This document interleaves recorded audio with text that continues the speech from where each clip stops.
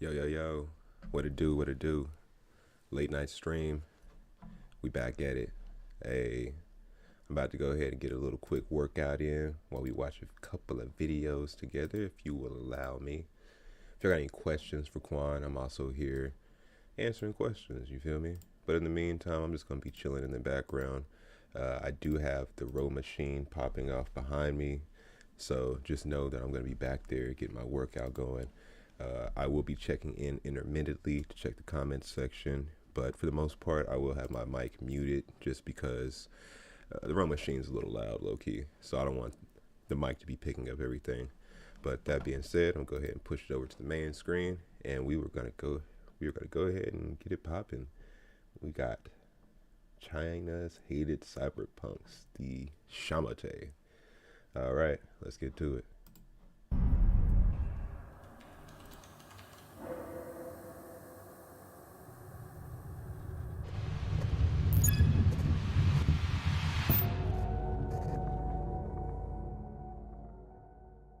Subcultures are an interesting phenomena.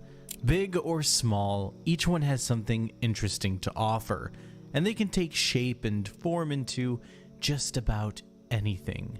While for us here in the West, we predominantly have images of punks, goths, and maybe even 2000s emos come to mind. But music isn't the only thing that can bring a collective group of people together. Fashion can do just the same, which is pretty easy to see when we look at the Lolita fashion or even steampunk movements.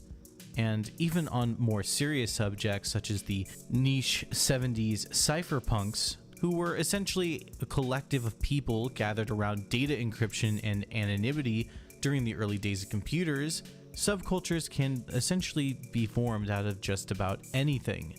So with that in mind, it almost begs the question, what do some of these look like once we leave the Western bubble? Well, moving just about anywhere outside of the West, you'll find a whole host of different subcultures. Some that might be pretty similar to what we have here, and others which are vastly different. For example, we have the Russian Gopniks, or Slavs in general, our Adidas-wearing, liquor-loving squatter friends blasting hard bass to their heart's content. Not too dissimilar to maybe some people that you might find here in the West. But then you also have something like the Japanese and Thai, spandex-clad boys just out to have a good time. Something a bit more weird and out there compared to what we would see here, but still a very interesting rabbit hole nonetheless. So, what about countries that are more totalitarian and authoritative? What about a place that has soul-crushing working conditions and not exactly, shall we say, accepting natures to individuality? Well, in that case, we would have China's most despised and hated Shamate.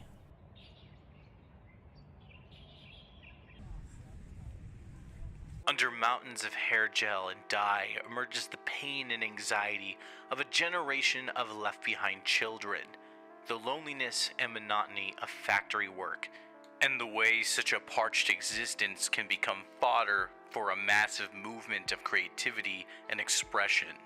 The Shamate are a subculture mostly composed of migrant youth and young adults, originating from the rural farmlands of China. There are kids who were brought to the big cities with the promise of better jobs, better wages, and a new lease on life, only to be met with the overwhelming reality of dread that is the life of a Chinese factory worker. Shit pay, grueling hours, and mistreatment from the office-working upper class that sees them as little more than uneducated, worthless country bumpkins. The Shamate are a subculture defined by their odd and flamboyant aesthetics, which serve as not only a form of peacocking, but as a light to those around them, finding community, hope, and belonging with each other. So just what would a subculture like this look like?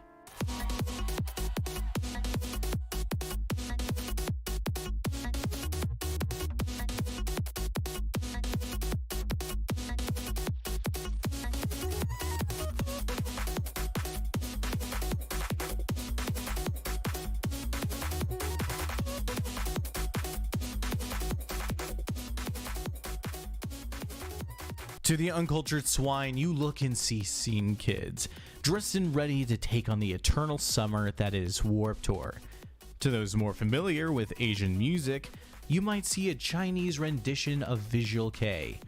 But these are none other than the Shamate, a working class group of rebels who defied the rules and expectations posed on them and found hope in wild hairstyles, cheap hair dye, and the confidence of eschewing conformity for the freedom of self-expression.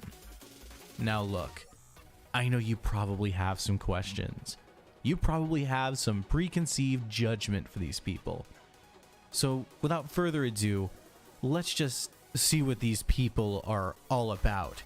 Because just by looking at them, it's easy to write them off and not see what they're actually about and only see them for the flash and flare and flamboyance in front of you.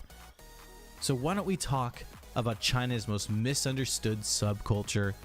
Let's talk about the Shamate. 外工资很低的，一般11、12块的。去其他地方的话13块了，零职工。去年我去东坑那个什么富港富东那个集团排到20块钱1个小时哦，做临时的厂里面支招的，好多人去抢着排队哦，打架我去那里。 最起码一天排1000多个。罗福星是一个什么样的人？本质上，我觉得他就是个人呢，一个活生生的人呢，一个可爱的人呢，是吧？没有变化的东西，好，成了自己最讨厌的事情，去理解杀马特是什么？我现在我就知道。 Alright, now that you've got your gawking out of the way, let's just talk about just where these neon-haired techno junkies came from. In most cases, subcultures are spawned by an amalgamation of various figures or influences that commingle over time, whether it be a small group of bands who have crossover or some various fashion trends that mix over time. In general, these sorts of things kinda just come together naturally and slowly.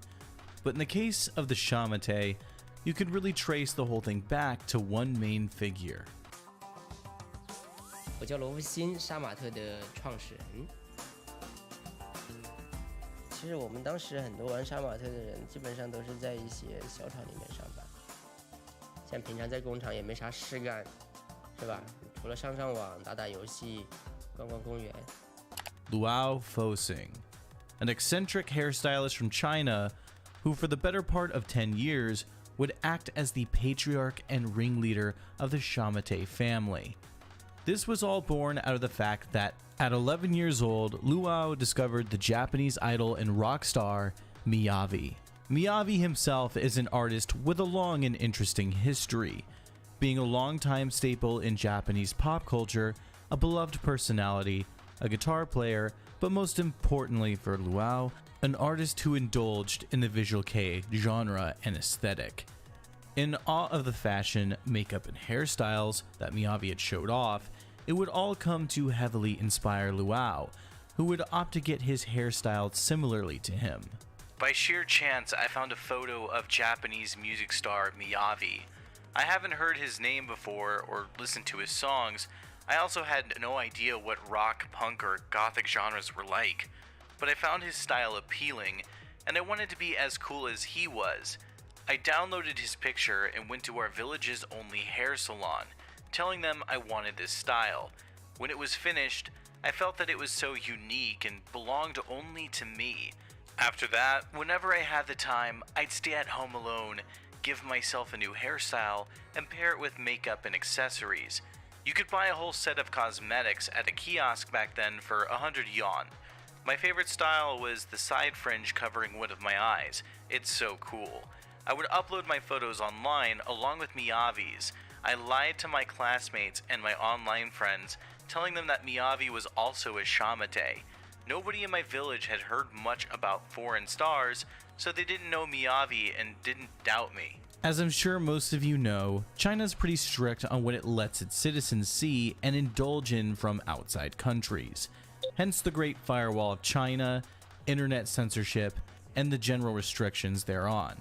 The separation of TikTok and Douyin is not a new phenomena. It's been a long-time standard for how China operates. Western versions of websites and social media have just about always been a far cry from the heavily moderated and curated versions of their own home counterparts.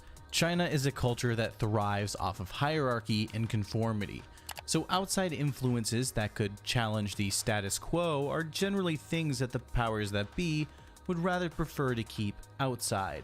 Where all this really connects with Luo is that after he got his stylish haircut and began dressing in his new VK-inspired fashion, the selfies he took and the looks he showed off on social media would begin to amass a bit of a following. And by tagging it all with the label Shamate, a poor translation of the English word smart, the pieces would begin to come together. In a matter of months, the allure and intrigue around Luo's fashion sense would begin to amass not only a following, but many imitators. People eager to don their own colorful, vibrant hairstyles and also brand themselves as Shamate. In seeing this, Luo would start a guerrilla marketing campaign encouraging others to recruit people to the Shamate and create an internal hierarchy, organizing groups on web forums, chat rooms, and eventually creating his own hubs for growing masses of Shamate to congregate online. But before we delve into that, we should probably get a better understanding of just who Luo was.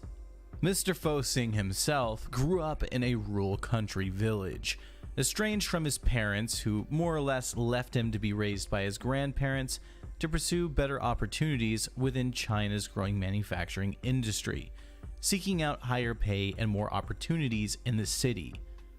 Luo would spend his free time in internet cafes and web surf, and as I said before, he would eventually discover Japanese Visual Kei and from there begin his journey to define the identity and name of the Shamate. To be honest, one of the reasons why I thought Shamate was interesting was because everyone would pay attention to me. It was like my father finally noticed my existence.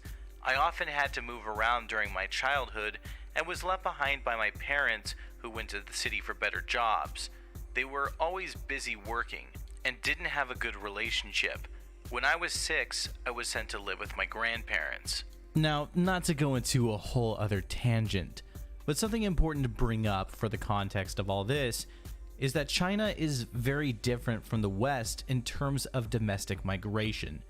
Here in America, we can move from state to state with little to no real requirements or restrictions. Simply load up your car or hop on a plane, and if you can afford the fare, you can go just about anywhere within the country.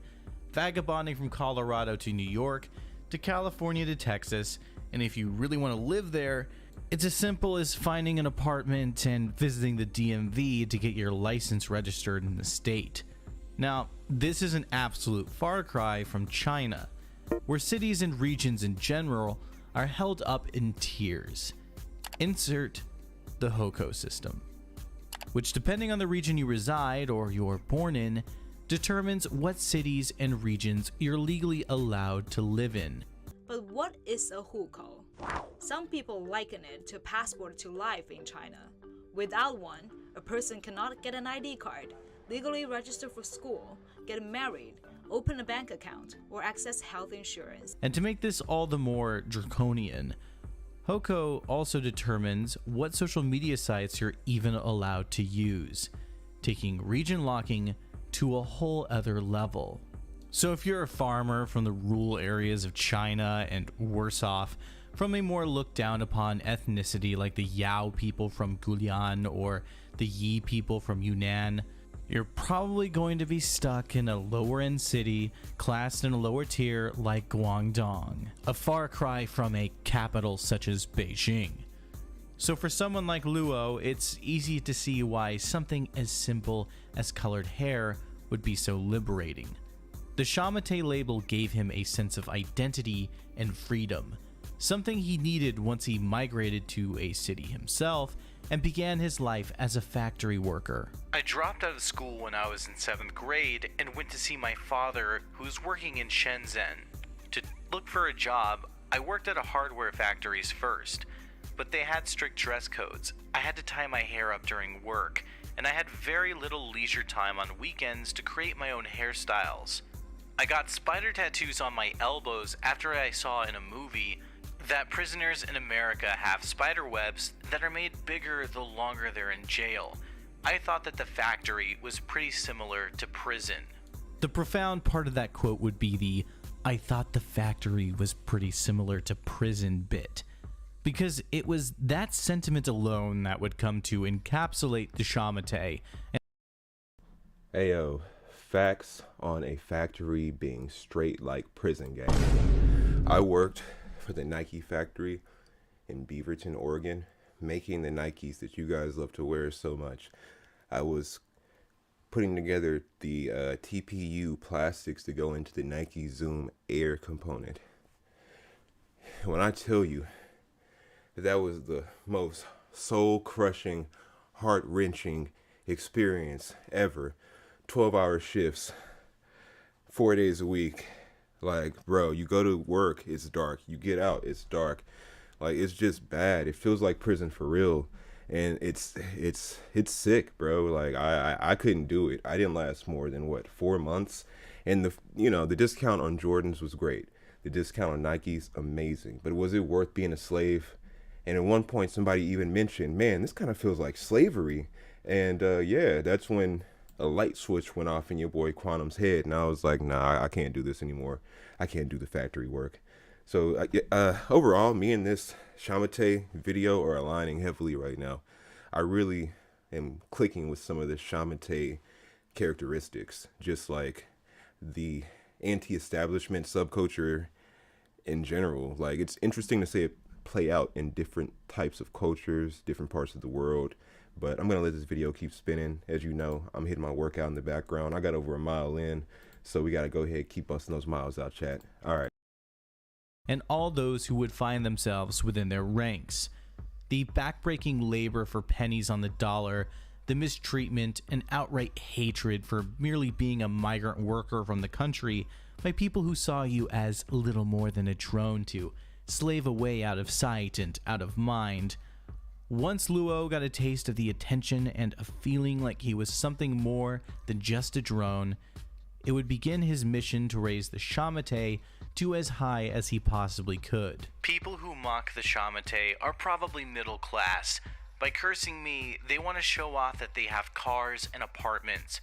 People want to vent their anger, and Shamate get caught in the crossfire.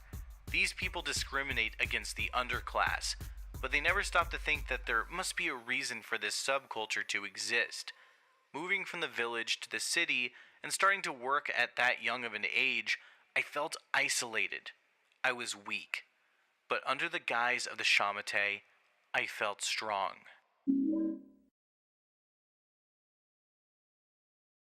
Now, to bring up the main event, as you will. To put it simply, the Shamate is a subcultural movement that protests not with active riots, violence, or even picket signs and bumper sticker slogans, but rather by indulging in a bright, transgressive sense of fashion and existing in a way that defies the status quo.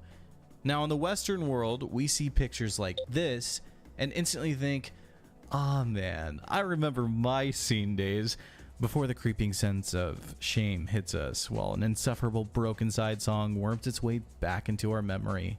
But hey, let's take that Western-centric view of the world and put it aside for a moment. Outside of the colorful fringe and some blingy MySpace gifs that decorate their websites and profiles, the similarities between these groups are more or less non-existent. More accurately, the Shamate derive much of their spirit and identity from 70s punks from the UK and the previously mentioned Japanese Visual Kei. The Shamate's links to punk, though, only kind of exist, mostly in the fact that they were both birthed out of a desire to use artistic and physical expression to stand against what they perceived to be authoritarian abuse and conformity. But like most Western influences, this was relatively minimal. If you wanted to find links or connections, most of them are serendipitous at best, if anything, just a logical response to conditions of corporate and authoritarian abuse. Visual Kei, on the other hand, was a far larger player in what developed the Shamate. As we talked about in our last section, the look was inspired by Miyavi, though not because of his music or even ideology. For those unfamiliar with Visual Kei, it's a scene of music more defined by its aesthetics and fashion than the actual sound of the music. Hence why you can find bands playing anything from soft alternative rock to straight up deathcore. Even the VK aesthetic is pretty varied, from the modern gothic look to the French aristocratic style of bands like Malice Miser, or the edgy and dark style of Duran Grey, or even bands outside the realm of Visual Kei that take minor cues from it, like Fear and Loathing in Las Vegas, who, despite putting this out years after the fact and in a country far removed from the scene, produced the most 2009 video that I've ever seen. This was the look that would come to inspire the Shamate the most, adopting the flamboyant and androgynous look, colorful and massive hair, and gaudy garish clothing. The drip, if you will, was real. But the Shamate were more than just fashion, they were also a lifestyle. The only true parallel that the Shamate had with the West's scene kids was their vapid love of the internet, taking to social media and chat rooms to share their interests, shoot the shit, and slowly spread themselves across the net. Just replace MySpace, AOL, and Bebo with Chinese internet forums and QQ chat rooms. But unlike our side of the pond, most of these corners were more or less walled off, where you would need to be accepted by the Shamate to enter their domain. Which brings us to one of the most key and important aspects. The Shamate didn't operate quite like any other subculture. You couldn't just listen to the music, don the look, and head out to Warped Tour or Das Bunker and mingle with the scene. You had to be accepted. The Shamate often referred to each other as a family, as well as used the word to describe the collective movement. It had a hierarchy to it as well, with people in different positions of importance, power, and influence. It really came together to give the whole thing a much more real feel to it. But hey, maybe you're wondering what the Shamate did for fun. Well, in that case, they would hold meetups in shopping districts and parks, hanging out in mass and giving them a unified public presence, clashing against any of the typical scenery and faces that would be expected in your average Chinese city. Not only was this good for bonding and creating genuine friendships and community, but it worked as free advertising to anyone who saw them and took an interest. But this was far from the most entertaining aspect of who the Shamate were. I think the most left field but interesting aspect about them is actually the fact that roller skating was a staple of their culture. It's nothing crazy, but just another interesting aspect to see. And that's a big theme of the Shamate as well. Almost all their interests converge in weird ways, but fit like puzzle pieces that really builds up that mystique that they had of being these colorful, vibrant characters. Other things that they would get up to was obviously raving and hosting parties, even getting together at times to make their infamous concrete dance videos, which have seen quite a bit of notoriety over the years. And like any subculture, there was a predominant genre of music that they would gather around. And while a lot of people would look at these guys and think, oh, they must be bumping Malice Miser or the Gazette, since they're so inspired by Visual Kei, the reality is the genre of choice that they had was happy hardcore and borderline nightcore kind of stuff. Like I said before, it's like a bunch of puzzle pieces that come together, and when you look at them individually, it's odd and doesn't make any sense, but all put together, it's its own beautiful picture, as strange and kind of funny as it is. Now, by this point, I'm sure you're getting a basic idea of just who these people were. They were an eclectic bunch that really enjoyed over-the-top fashion, Visual Kei aesthetics, electronic music, and mostly having a lighthearted and fun time. It really kind of fights off that bad rep that they received, when the reality is that they were just harmless. They were just an odd group of people that enjoyed playing on the internet, crashing roller rinks, and chilling in parks, showing off their dance moves with concrete. A far cry from the delinquent, violent thugs that many people portrayed them as.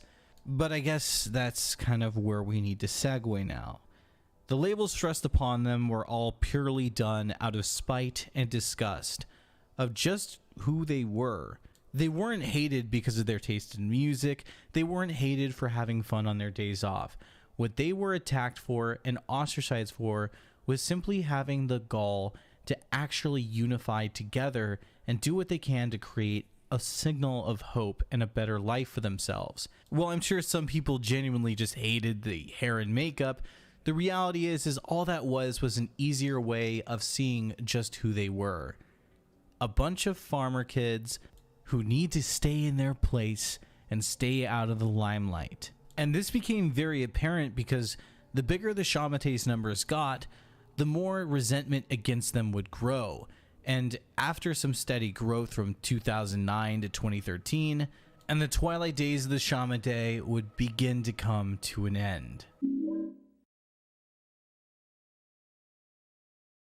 8岁我就出来，刚刚上到6年级。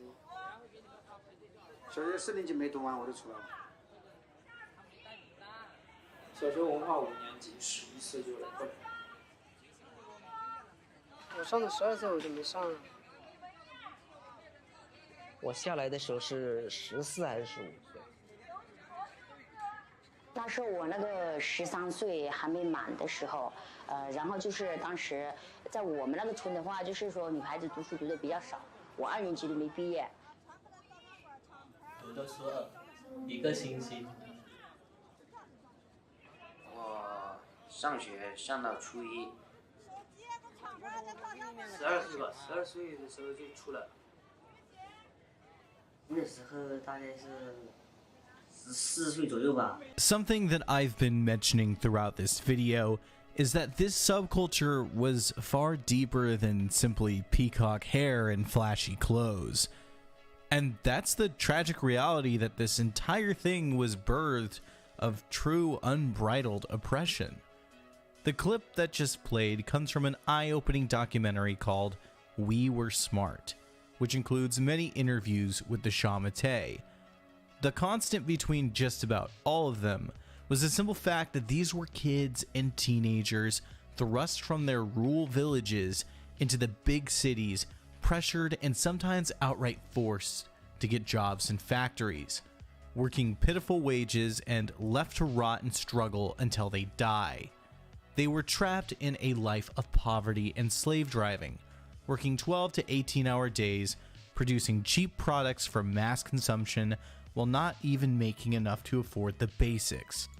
The necessity to make ends meet would be exacerbated by deaths and injuries of working parents, leaving many of these kids with no other choice but to dive headfirst into the same conditions that killed their families. 然后我爸他们就出去打工，然后后面我妈，她不是为了挣钱供我们上学嘛，然后那时候我们那里有焦化厂、背砖的，然后我父母，我亲父母，然后他去背砖，然后从上面摔下来了，然后骨折，然后回家来到家里面，应该有3、4个月吧，躺在床上，然后后面就去世了。然后那时候我姐姐她才读到初2，然后她就说，像我们家这种家庭那么穷，然后你看爸爸又那么辛苦，然后后面他们就去，我姐就想不读书了，然后就去外面打工。 And that Hoko system I mentioned earlier on in the video was a massive player in this as well. So why don't we refer back to that Wall Street Journal video from before? What are some other implications of the hukou system? There are broadly 2 types of hukou in China, rural and urban, and both entitled holder to different social services. The system was meant to prevent mass migration from villages to China's cities, but also has meant that many rural migrants live as second-class citizens in urban areas. In the early 1990s, the People's Republic of China launched their Hoko permit called Blue Stamp. This Hoko was available to a wider population and allowed residents to legally migrate to larger cities. These cities include China's special economic zones, which are known as tax havens for foreign investors. Eligibility for this Hoko was primarily limited to residents with direct relations to local and foreign investors. After joining the World Trade Organization in 2001, China's Hoko system experienced a form of liberation after the country's agricultural sector was impacted by foreign competition and massive job loss. Regulations surrounding work permits were relaxed to accommodate this cultural and economic shift. To put it more directly, the reforms of the blueprint incentivized and allowed for the rural people of the farmlands and agricultural centers of China, all thanks to the need and desire to get as many bodies and factories as possible to pump out products and manufacturing for the Western world, giving the promise of better opportunities and prosperity to the already broken down and second-class citizens of rural China. Now, one of the other more less savory staples of Shamate culture that I left out of the previous section was self-harm. Now, obviously, I can't show you these pictures because YouTube will not have any of it, so they will be blurred. And if you really want to see, you'll need to watch the documentary We Were Smart, which is linked in the description. But many Shamate would take their typical cuts to another level, going as far as carving hearts, words, and sometimes paragraphs into themselves. And yeah, it looks about as painful as it sounds. The trauma of dealing with this sort of lifestyle wasn't something unique to the Shamate. They just happened to be the ones who would try to vocalize their suffering. In an article titled Shamate Speaks for the World of Chinese, it sums up what we're talking about here much better than I ever could. Bai Feifei, who left home at 15 years old and now works in a beauty salon in Guangzhou, Guangdong Province, told the camera that she was depressed and that she had been reading online about ways to end her life. When she thought about another woman in the factory who had her hair in 2 or 3 colors and wore stilettos, Bai infused that I could feel the strength of her personality as I was already starting to think, they're free, they're individuals. They were the opposite of my parents. They could do what they wanted. As I got to know them, I realized my life was mine to live, even if I was wrong. It's pretty clear to see that even something as simple as hair dye and clothing could provide so much to those who really have nothing. The Shamate were people who found community and belonging with each other, and the over-the-top fashion and antics were just their way of reclaiming their own individuality and the freedom to express themselves, to be something more than just a second-class citizen locked in a factory to die in poverty. In another article written about the Shamate, Luau would be quoted as saying, "It feels like you're living in a cage. You don't know what's outside. You don't know anything." 然后到那边，因为小，因为当时13岁，进厂也没人要，厂家也不敢收了，然后只能选择捡垃圾在那个桥下睡觉，没钱住，还没钱吃饭，就一个人嘛。然后慢慢的捡垃圾，捡了2个月，然后找到一家班，然后他说看我还不错了，一家餐饮，然后就叫我去那里上班，给我一点吃的，然后我说不要工资可以，我去那里吃。So sure, to the majority of the developed world, seeing people with outlandish and attention-grabbing hairstyles isn't that big of a deal, and more often than not, we become a bit desensitized to it. But for those trapped working at the suicide net-laden iPhone factory, it's the little things that matter. Something as small as having an online group to blow off steam with and maybe play games with after work, or even just friends to mob around at the roller rink and park on your day off with, makes all the difference in the world when that's all you actually have. But as we've already established, Even this wasn't something that the upper echelon or even the Chinese government would ever truly tolerate. While the first few years of the subculture... So it's crazy because I relate to these people so much.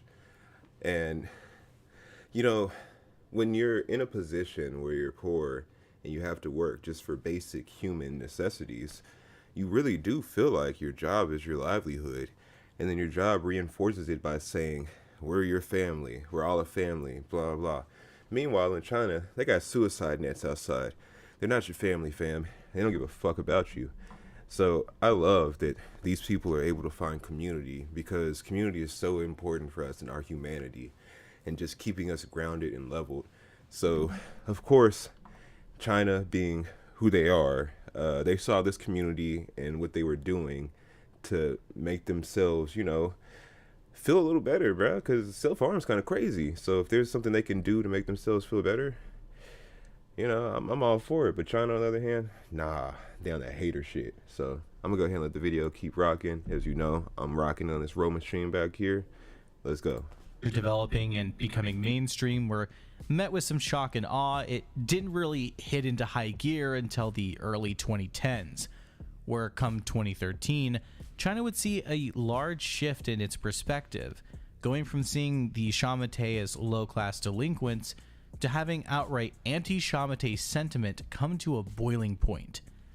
Their online forums were routinely raided, parodies and mockeries of them would be posted onto social media, songs ripping on them would begin to hit radio waves, and overall the narrative that the Shamate were an open target to direct hatred and negative group to have in society at large became the status quo. There was even a white-collar subculture that was propped up as opposition called Zhao Xing Sing. To put it simply, the Zhao Xing Sing were an inverse of the Shamate. Their name translates to something like little fresh. They were white-collar office workers, often from the upper middle class, who were considered elegant, well-traveled, and educated. A stark contrast to the Shamate, who were elementary school dropouts who lived in cramped and cheap housing and were seen as low rent, stupid, and offensive. I think the article Stunned, Shattered Shamate Telling the Story of China's Most Hated says it best. Shamate may not have been against the mainstream, but the mainstream was certainly against them. Shamate communities were not just shunned by non-members, but they were safe spaces that were actively invaded and its participants relentlessly targeted. Labeled as underclass style and vulgar, Shamate members were subjected to regular attacks thanks to their blue-collar status and underprivileged rural backgrounds. Shamate were seen as socially unacceptable and went from being the butt of jokes to being deeply despised. Now, just for a reference, why don't we take a look at some of these cities that were home to the Shamate? How do you think it would feel to live in a place that looks like this, yet you're the asshole stuck in the fog-infested factory while the upper-class corpos look down at you from their dirty high-rises? High-tech, low-class. It's the mantra of cyberpunk.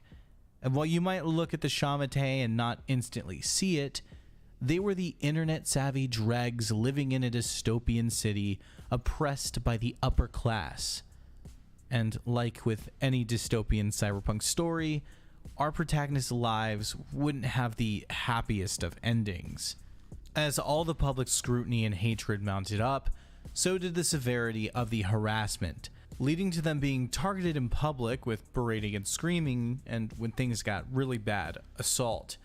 On the petty level, many anti-Shamate groups, some including foreign bloggers like the one mentioned in the BuzzFeed article, were taking to the web to infiltrate their chat rooms, forums, and other online corners to get into the backend to ban everyone, troll, and cause as much dispersion as they could.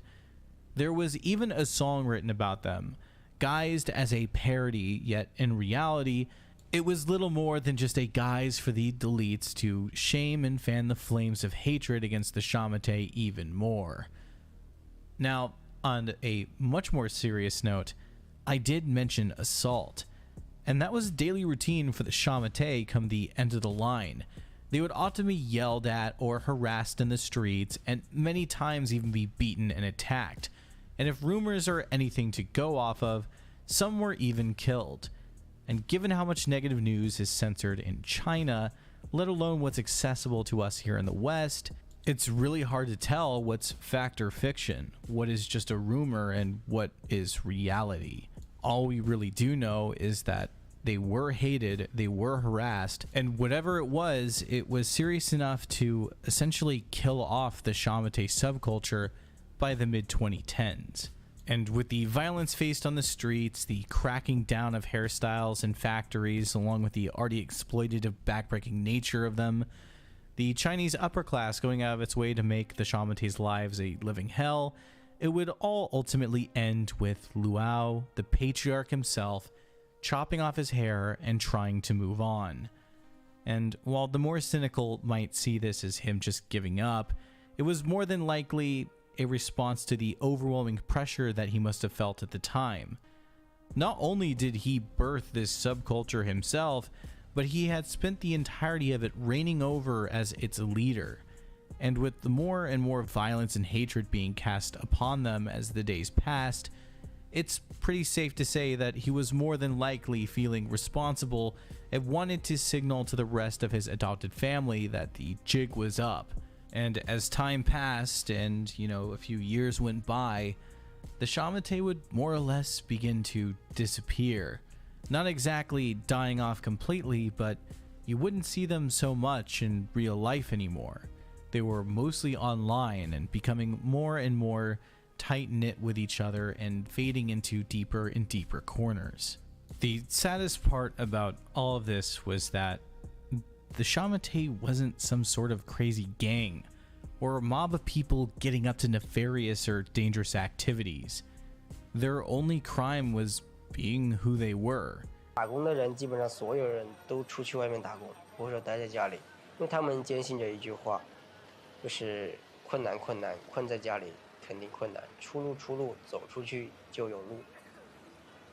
农村人可能会觉得城里人跟我们是一样，而城里人的人可能有些人会认为跟我农村人跟我们是不一样。 There's a quote from an article that I think really puts this into perspective. They didn't even have complicated concepts such as resistance or rebellion. They were just a bunch of left-out kids who snuggled up together for care and warmth.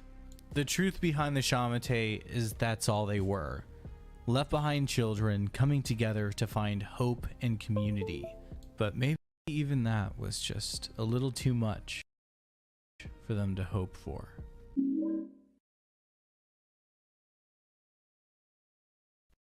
In the years since all this has played out and the Shamate were more or less banished from society, as always, these sorts of things find ways of living on. And rather than stick to the shadows of the past or hide in some lonely corner of some obscure web form, the Shamate have actually seen a bit of a rebirth. While not exactly taking the same shape and form that they did during their heyday, this new Neo-Shamate class has started to build up its own niche, taking the VK-laden inspirations from the past and crossing it with K-pop sensibilities, and a much less over-the-top yet still flamboyant style, which if I had to guess is probably a bit of a piss take on the little fresh that tormented the former Shamate of yesteryear. And while there are still naysayers, and yeah, this shit does make the rounds on TikTok, it's still extremely enduring to see, and it's good to know that the light that Luo once sparked is still shining bright for a new generation to come. And if this and the handful of other videos about them have anything to say, it's that their influence and legacy are finally starting to see some recognition out here in the West. And hey, maybe here their light can shine even brighter. The Shamate may have had a short-lived and tumultuous existence, and from an outside perspective, an over-the-top and garish look. They represent how something as simple as just clothes and hair dye can make such They really putting that shit on though. I can't hold you, gang. They putting that shit on like 100. An impactful statement, lighting a beacon of hope for those who have been left in the dirt and crushed by the weight of society for years. It really goes to show how these little things that we take for granted, like our free time and freedom of expression, and how when those things are taken away, they become so valuable that they're worth more than all the money in the world. And for the Shamate, it gave them a community and a family for those who felt like they had nothing left. So with that, I will bid you adieu. 我情愿钱少一点，我也想把自己的个性这一套给宣传下去，然后让别人知道你自己跟别人与众不同，你有你的优点，你有你的方式方法来生活，而不是说你厂里面怎么说，我们玩杀马特就该怎么去做。 Now before I go, let me just chill for a second here.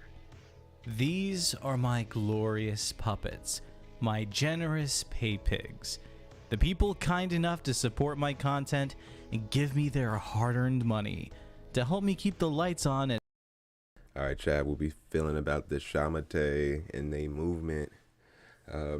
Yeah, man, I resonated with me a lot. Definitely rocking with the Shamate, and I like self-expressionism.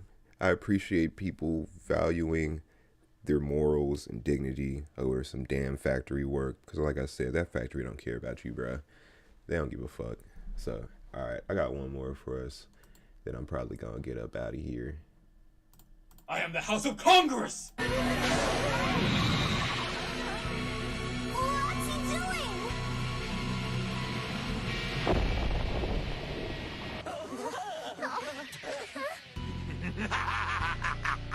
There's this very interesting saying that lays the framework for the basis of this video.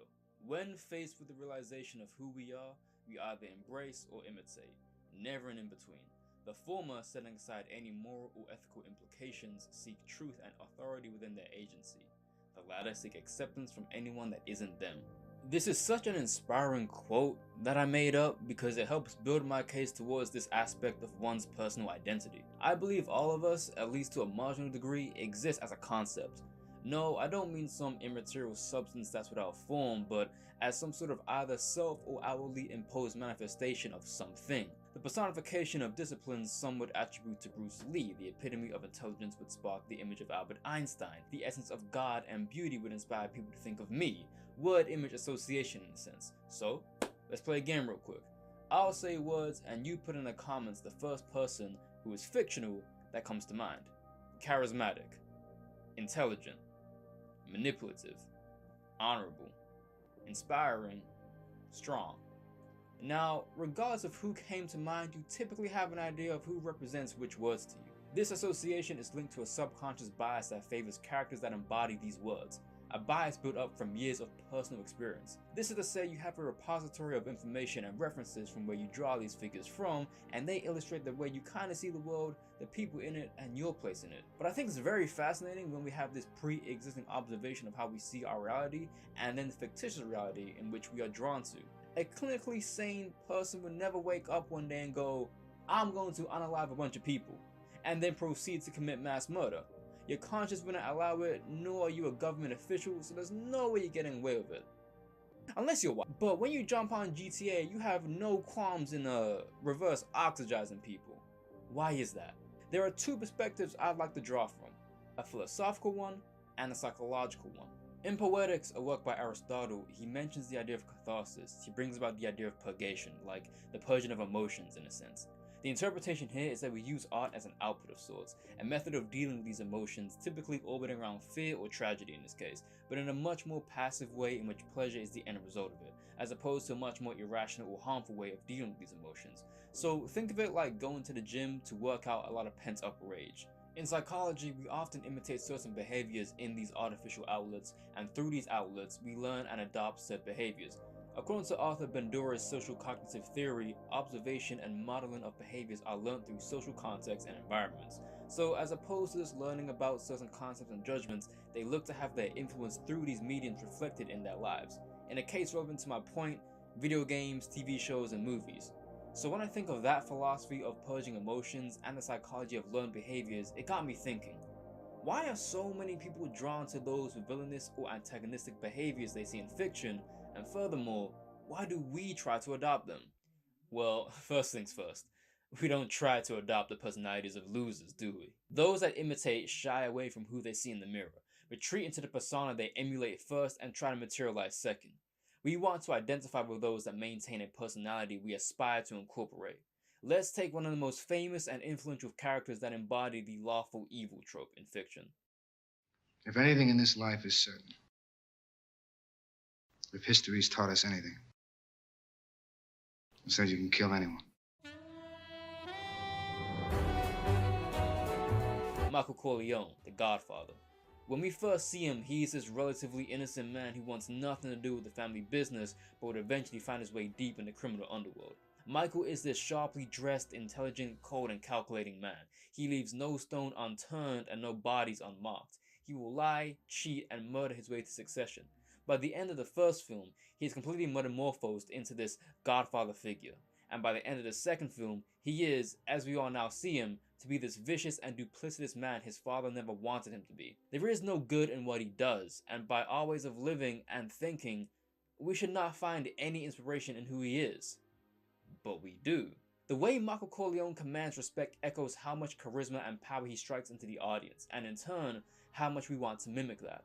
But only the parts that would be pragmatic to our way of living. We selectively choose what we want to be influenced by so that it does not disrupt our societal morals and values we've been taught to follow. When we watch The Godfather and the ascension of Michael, we are enthralled by such a complex and detailed narrative of a being who has no problem getting his hands dirty, and knowing that we ourselves, at least a great majority of us, could never enact such behaviors to extreme degrees. We use Michael as a means to physicalize our internal desires of who we'd like to be in some respect. Through observational behaviors, we are able to learn how to be like Michael Corleone. We see how differently he communicates with Tom versus Kay.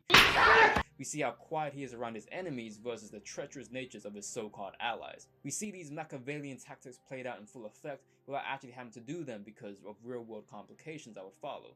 I mean, yeah, we all know the baptism scene was real cold and everything, but I mean, you know how expensive it is to hire hitmen in this economy nowadays? One thing we should understand. Yo. E-Money, what's the deal? You said seeing the Xavier Wolf vid was good. Hey, I'm just over here chilling. I just got a workout in on the row machine, and we just watching some vids. Not much, gang. Just maxing out. How you doing, guys? Is that Michael is a sociopath. His exposure to the family business, the war, and its evolution transformed him into an antisocial criminal. He's far more tragic as opposed to inspiring, as it feels like his path was determined for him. I won't bring free will into this, and while he had agency behind major decisions like killing Solosto McCluskey and ordering the death of Fredo, when we look at his life retrospectively, it feels like there were too many key points that built this pathway for him. That tragedy in knowing by the second movie he's this abusive and neglecting man towards anything that does not further his interests, but his justification is that it's for the succession of his family. And through that justification, when matched with a presentation of his character, we are able to understand these actions. See, if we're able to rationalize behaviors, we're more accepting of those behaviors. You see the countless videos of how to be like, how to think like Michael Corleone because he doesn't display weakness. Human flaws, yes, but he is the textbook example of the type of calculating individual most men aspire to be. Power rules everything, but knowledge controls power, and if you want to be in continuous positions of power, then you will want to be like the Godfather. Even though Michael exhibits stark displays of malice, indifference, and action, we look to isolate these traits because we believe it will amplify the desired results that we're looking for. And let me tell you, that's a fallacy, okay? Like, people want to be these stoic, hard-ass individuals, but when the consequences of your actions start facing you, yeah, you're going to start feeling like a monster, G. And I feel comfortable saying this because I've done my own share of dirt, okay? So that's why I can go ahead and just straight up say I had to make changes in my life and turn shit around. And yeah, bro, that shit's a fallacy in my opinion, in my humble opinion. E-Money said, doing good, been listening to Bones for a while, and that whole crew shit is wild. Yeah, man, yeah, I've been listening to Bones, Zay Wolf since, what, 2013? It's been a minute, and I'm not going to say that it took me completely by surprise. I can't say that. because, you know, honestly, I have plenty of examples in my real life of people being terrible. So that didn't shock me. But sometimes, you know, when people are good at music, we're like, damn, not them type shit. But at the end of the day, sometimes the songs also, you know, you can disconnect. The songs still slap. And as I was saying to my stream earlier, I still fuck with Either Wolf, okay? We still fuck with Either Wolf. In Bandura's paper, Social Learning Theory, he details how man's cognitive ability to foresee certain outcomes are derived from multiple learning factors, such as directed and observational experiences, modes of informative, motivational, and incentivized functions of reinforcement. People can represent external influences symbolically and later use such representations to guide their actions. They solve their problems symbolically without having to enact the various alternatives, and they can foresee the probable consequences of different actions and alter their behaviors accordingly. These higher mental processes permit both insightful and foresightful behavior. Let's apply this to Michael.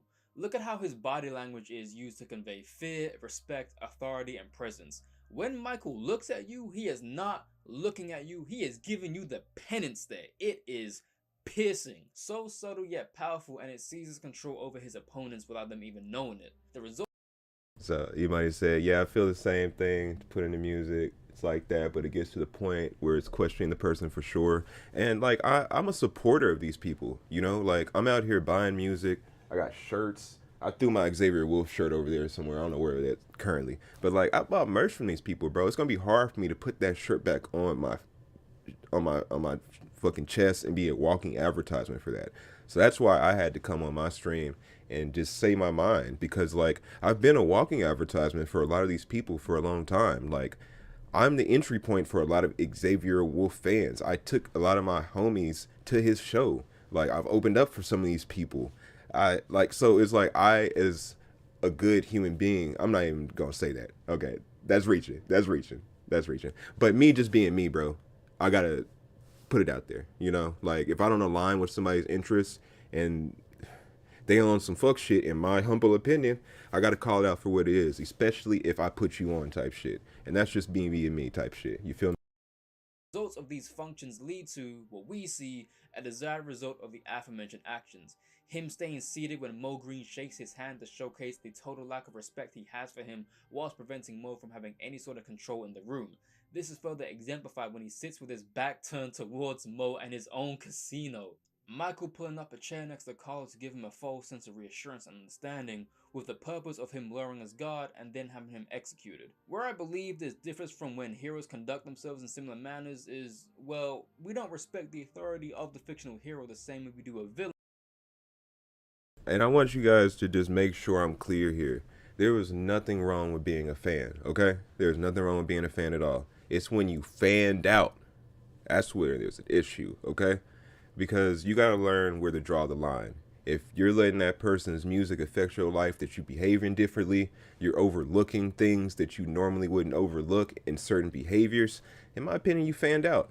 And, you know, that's a sickness of the mind, low key. I can't get down with that because I have my own morals and principles, and I won't allow those to be corrupted. And I want other people to not allow their morals to be corrupted either, because we all just kind of benefit from that in society. So I say that to say that, you know, we have to be able to check each other in society, and we shouldn't ever think that people can't heal and do better, okay? There's no need to constantly hold people to the, you know, standard that they were back in the day if they're a shit human being, if they're capable of rehabilitation. If we were to believe what the criminal justice system says, then people can be rehabilitated. However, they have to go through the rehabilitation process first. So that's all I'm really trying to get down to with this is like, hey, I'm a fan. I want some of these people to do better and be rehabilitated. You dig?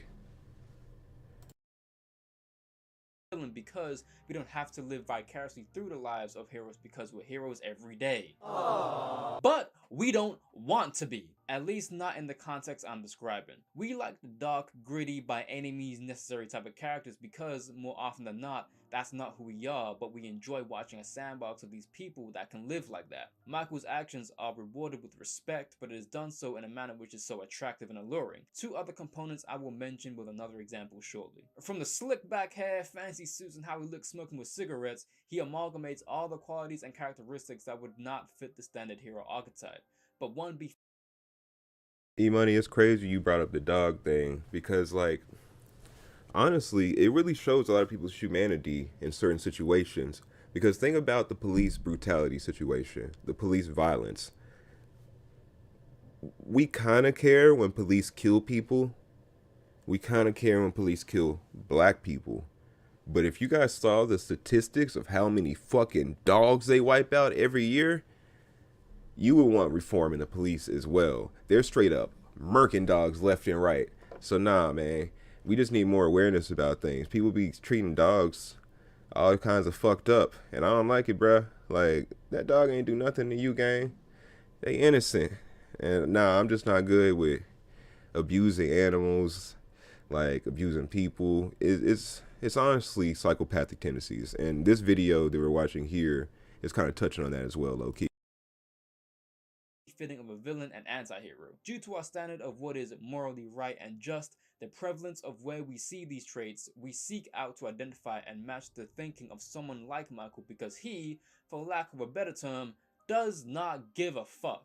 And when you're constantly around people that do, you'd rather be the person that doesn't because, well, it's cooler. So when we see Michael project an aura of grandiose and gravitas, it is never without reward. Something is gained from it. And through that observation, that repetition, we look to emulate that in ways which will benefit us in the real world. You know, I'm beginning to see the correlation as to why those red pill losers act how they act because of this.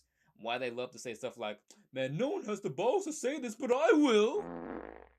Yeah, alright, cuzzo. On that note of not wanting to be like losers, the proof is in the pudding with Michael, because we don't remember the innocent college boy, but the merciless godfather. In that light, there's someone else who people wanted to imitate more until after a certain change in character.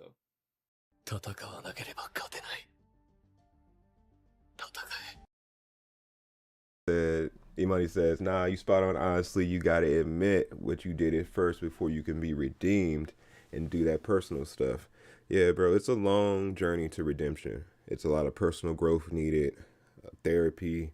Like, I'm going through some of that stuff myself, and I've been going through it for years. My mom passed away in 2020, and I went down a dark path, y'all. Like, I'm not gonna hold you. I lost myself. I found myself, lost myself again type shit.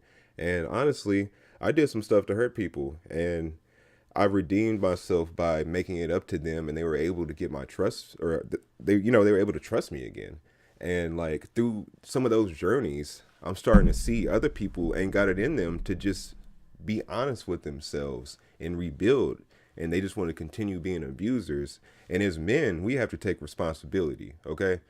Like, first off, as men, we should never have an issue with what women are doing, okay? That's for women to deal with. They can handle their own thing. We as men have to check each other and take responsibility. It starts there. So I figured once we get that shit worked out, all that other shit don't even matter. The red pill shit, that don't even matter, B. If you a real man, none of that shit should even matter. So, that's just where my head's at. And I feel like we need to stop some of the toxicity that's going on in line and provide a proper balance. So that's for your boy Quantum's here, spitting that real shit.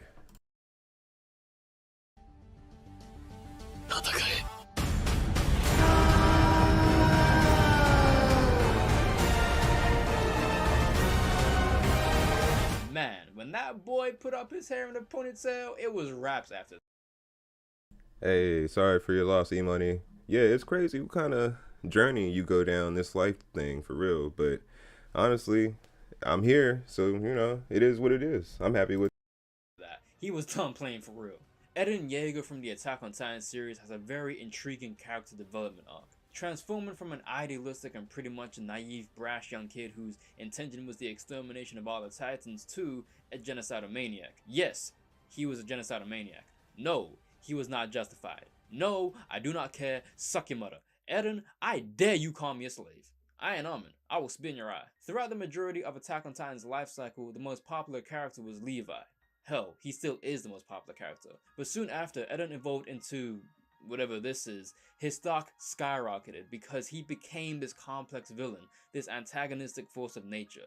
He became a lot more tactical, commanding, and cold. He literally had people call themselves Jaegers because he had created a devoted following, a religion almost. A lot more people desired to identify with him because, once again, he began to display behaviors of, and this is going to sound very weird out loud, sociopathic tendencies. His detachment towards everything outside of his mission enabled a consequentialist mindset within him, believing his actions were for the betterment of mankind, and he was willing to sacrifice anything and everything in order to achieve that goal. When watching Eren, we are far more captivated by this new persona as opposed to his previous one, where he didn't exhibit any strong qualities of a leader or someone who was more intellectually driven. In fact, we were, en masse, far more indifferent about him. Only when he adopted this new stoic identity did we pay more attention to him. In the conventional and traditional sense of gender, Eren portrays far more masculine qualities, strong, charismatic, and leadership traits. When put onto the front line, caused a much more thorough and in-depth analysis that he was not this privy to beforehand. And I was talking to my lady about some of these topics earlier, and she was breaking down some things to me that I don't really think about, because, I mean, I don't really think from the woman's perspective, but she was explaining some things to me, and sometimes I'm like, man, is this really patriarchy's issue?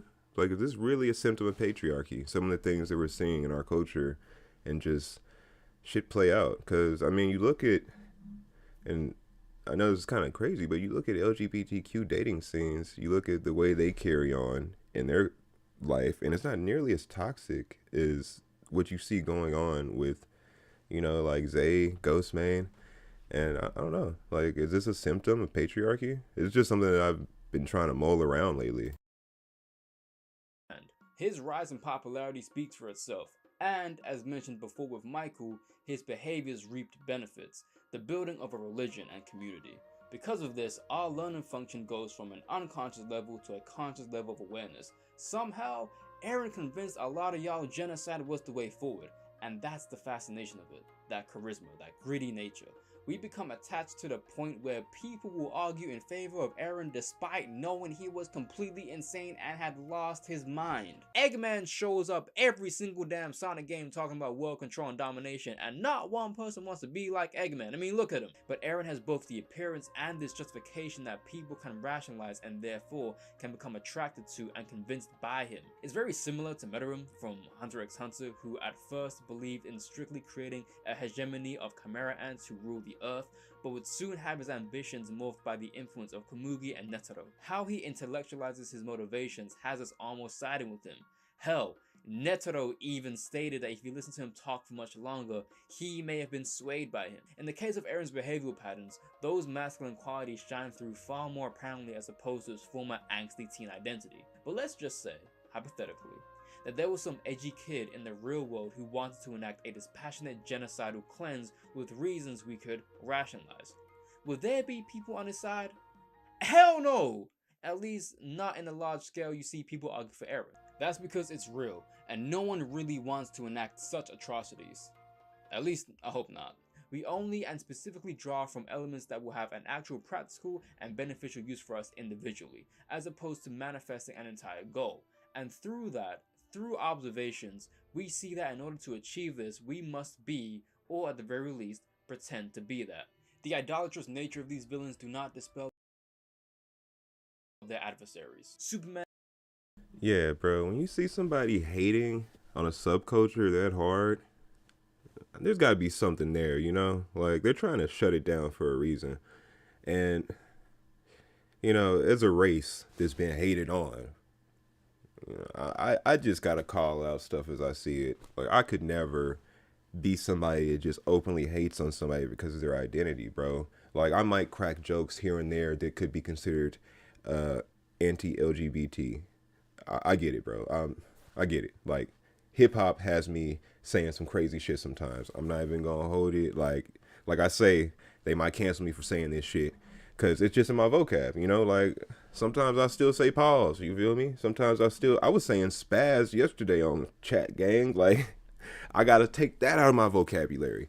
So there's a lot of things that, you know, we just get conditioned to, and that's just them running game on us, B. Like they're running all types of software on us, but we gotta upgrade our operating system, and that's what I'm trying to do here.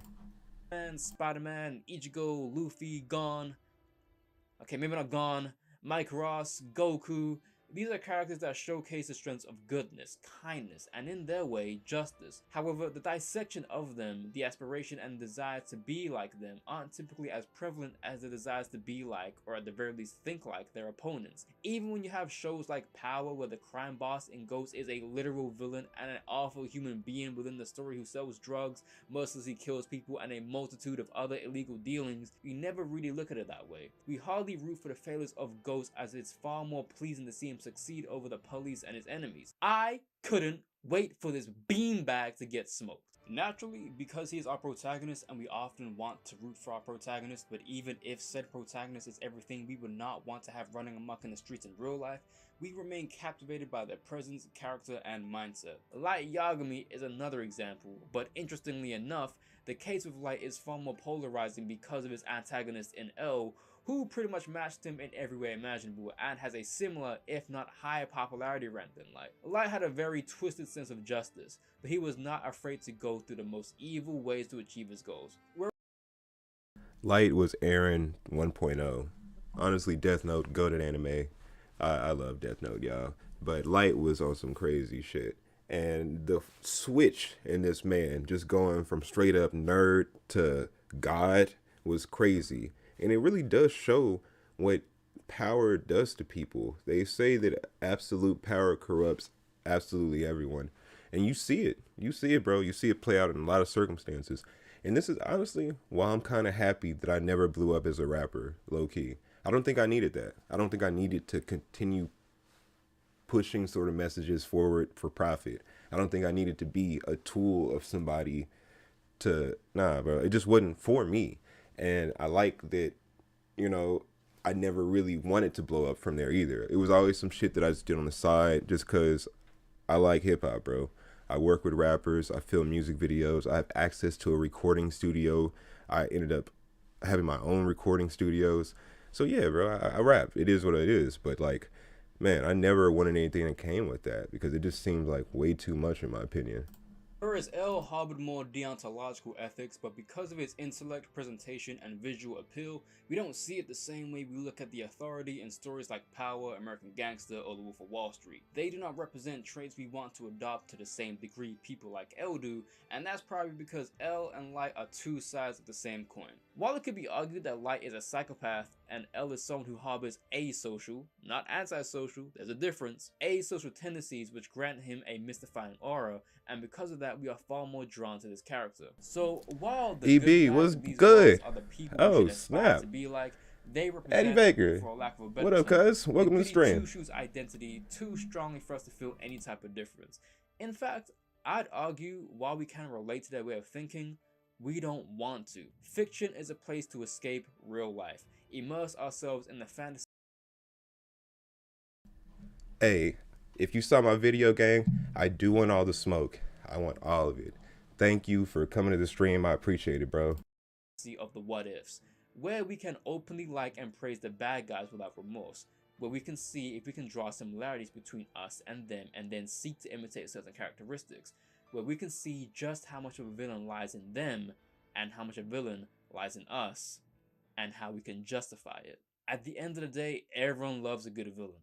We all like to see the good guys fail from time to time because it breaks from the standard. Due to our conditions to follow the straight line in life, taking rebellious detours through these characters is our purgation. Okay, bet. Thank you. I don't want any smoke. I really don't. Like, I don't. Like, I'm really here to just create a balance in hip hop. If you watch my video, you know I'm actually a supporter of y'all. You know I rock with, like, I was there at your show in Lawrence, Kansas in the front row. I brought 5 of my friends. I rock with y'all heavy. So like, it's really no hate. It's none at all. I'm just trying to create balance. That's all. And then to pick up certain behaviors from these characters is another way to take a safe peek into the side of life we are not supposed to aspire towards. What if I was as cold as Michael Corleone? What if I gave into the absurdist realities that corrupted Eren Yeager? What if I put makeup on my face and ran through the city chasing people in costumes for a living? What if, just for a day, just for a moment, I was the villain. Wouldn't that be fun? Wouldn't that be different? Wouldn't that be exciting? Either way, it wraps right back around to the beginning. We either embrace who we are, or we look towards others to mimic the qualities of those we, deep down, in the depths of our psyche, aspire to be like to some level.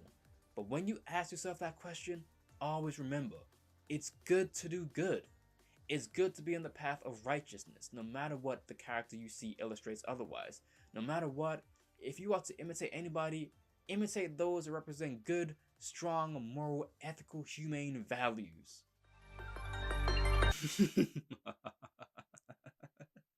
Yeah, right. As if there's any fun in that. Go be a villain. I just came back, nigga, thanks St. Lazarus. At least I know my place. Part is black skin. We might all die based on the factions. I don't know what the fuck that track is though. But Chad, how we feeling about this? How we feeling about playing the villain? How we feeling about just people taking on personalities that may or may not be genuine for them? You know? I want to know how I feel in the chat. And we also got EB in the room. Man, Eddie Baker, what's good? Appreciate you pulling up the chat. We just here maxing and relaxing. I was over here on the row machine just chilling. And like I say, we just here on the Quantum Show getting it in, you know? If y'all got anything you want me to review, go ahead, send it through the chat. I'll check it out. You know, that's all facts. Shit, while we here, I'll go ahead and get one more in. You know? Yeah, let's go ahead and get one more in. There's actually a fire video by FD Sig that I want to pull up for you guys. And let's see if you will allow me to go ahead and get this loaded up.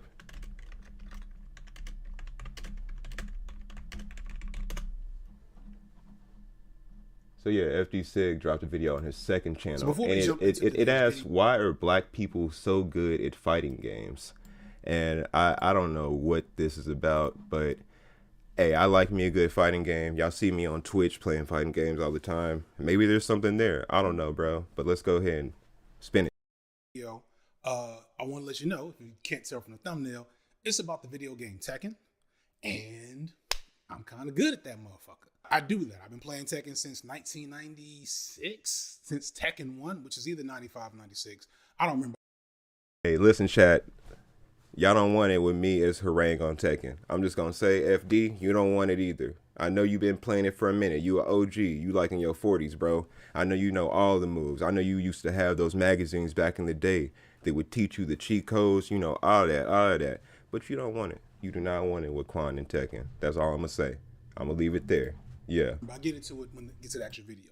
The only reason I'm telling you this at the beginning is because the reality is this is not a video game streaming channel. I don't even know how good this video is going to do, but it's all worth it because I get to tell you, those of you who are interested in this video, that if you're interested in watching me play Tekken along with some other video games in the future, I went ahead and made another channel, FD Streams, that you can find in the link in the description for you to catch me streaming Tekken, hopefully playing with some of the biggest Tekken influencers on the platform and any other games I start doing. I don't know if I'll be doing it primarily here or on Twitch.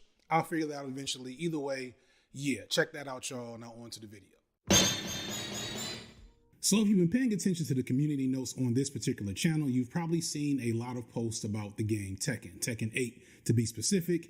And that's because your boy has been playing a lot of Tekken, and for good reason. For one, I love Tekken. For two, I'm good at the game. And three, I'm black, and it just seems like a rule that if you're black, you're also good at Tekken. But I want to take it further than that, though, because the reality is if you pay attention to the fighting game scene in just about any series, Street Fighter, Mortal Kombat, Smash, etc., it's notable that in America, at least, black people are highly overrepresented at the top levels of competition for these games. This has always been an interesting phenomenon to me because it's a given fact that fighting games are the most difficult genre of game to master and compete in. So there's games with really complex metas like StarCraft and League of Legends and stuff like that. And these games require intense concentration and decision making. And then there's games like Fortnite and Call of Duty, which depend on amazing reflexes and hand-eye coordination. And both of those gaming realms, along with most others, tend to be dominated by non-black competitors.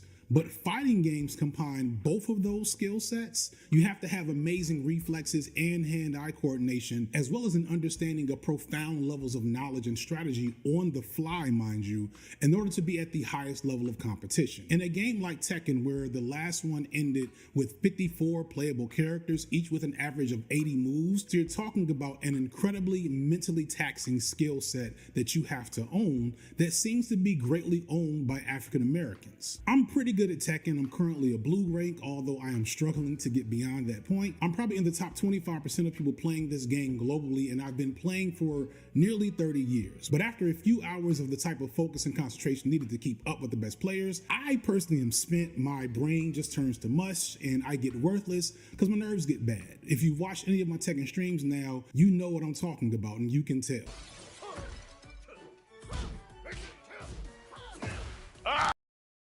Hey, this is just a product of being a live streamer playing games. Sometimes you get smoked. Sometimes you get smoked repeatedly. And my old ass can't take getting smoked repeatedly on a game console. All right, I'm on some, hey, the game cheated type beat. I'm choking. All that said, black folks, particularly black men, are often imagined as these great physical athletes. It's a stereotype that has been placed upon black men since slavery, and considering the reality of black athletes in American sports today, it's at least based in some tangible reality. But people seem to struggle with the dominance of black men in the FGC, as well as the handful of black women there as well. The best Tekken player in America, black, white, male, or female, is a sister named Cuddlecore, who along with guys like Shadow 20Z, Lil Majin, the legendary Ryan Hart, and the recently unretired Speed Kicks, are all looking for top tier status in the country and around the world on Tekken. And that's just in Tekken. The same is true for Street Fighter, along with pretty much any fighting game in the States. Considering how many of these top players are black men, this confounds a lot of stereotypes about the types of skills black people are able to develop.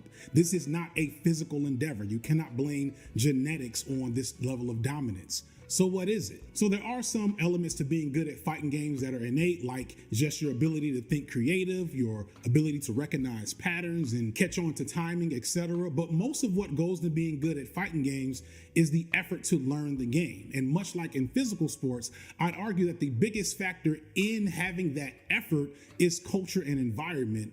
And here's where I have to present my galaxy brain theory on why the fighting game community in America is disproportionately black. And to do that, I just have to tell my own story. I was the youngest of 3 to a single mother, which is not an unheard of story, of course. But one thing that set my mom apart from most single mothers was her education and career success despite having 3 kids. She made it to the top of her industry and had her PhD by the time I was finishing high school.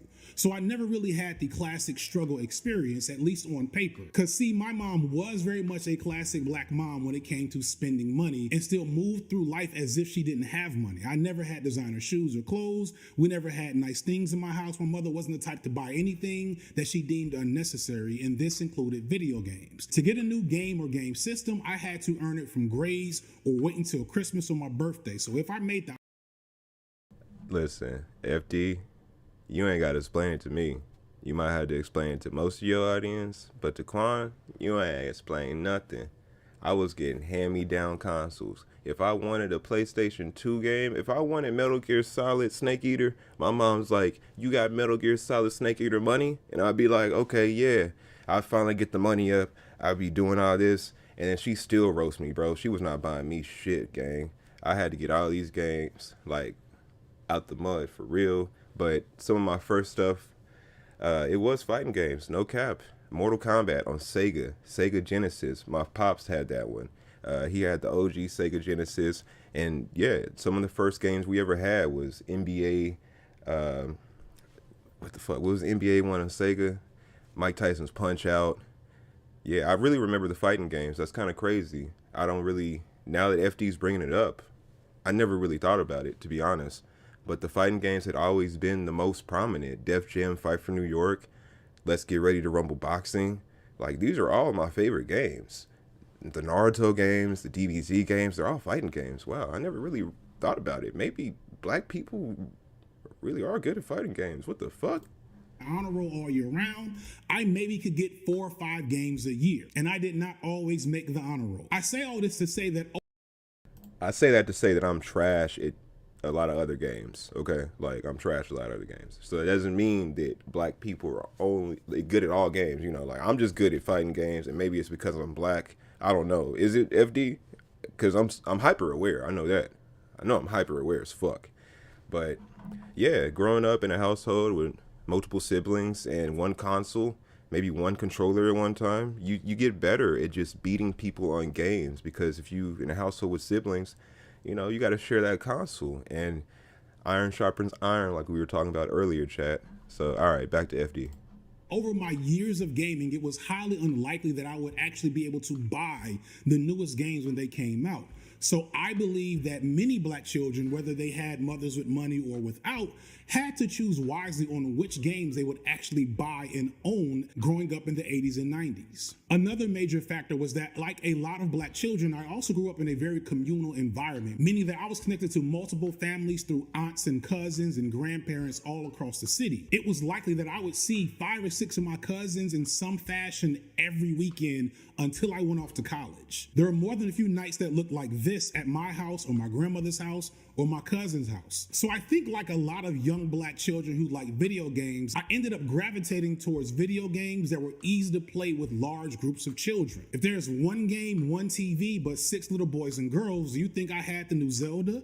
Do you think I was playing Mario 3 or Final Fantasy? No, we had Mario Kart, Tecmo Bowl, Street Fighter, and eventually Tekken. I might rent Crash Bandicoot from Blockbuster to pay on my own time, but if my mama had to pay for the game and it had to be something that everybody could play, it was probably going to be something that was going to have short turnaround.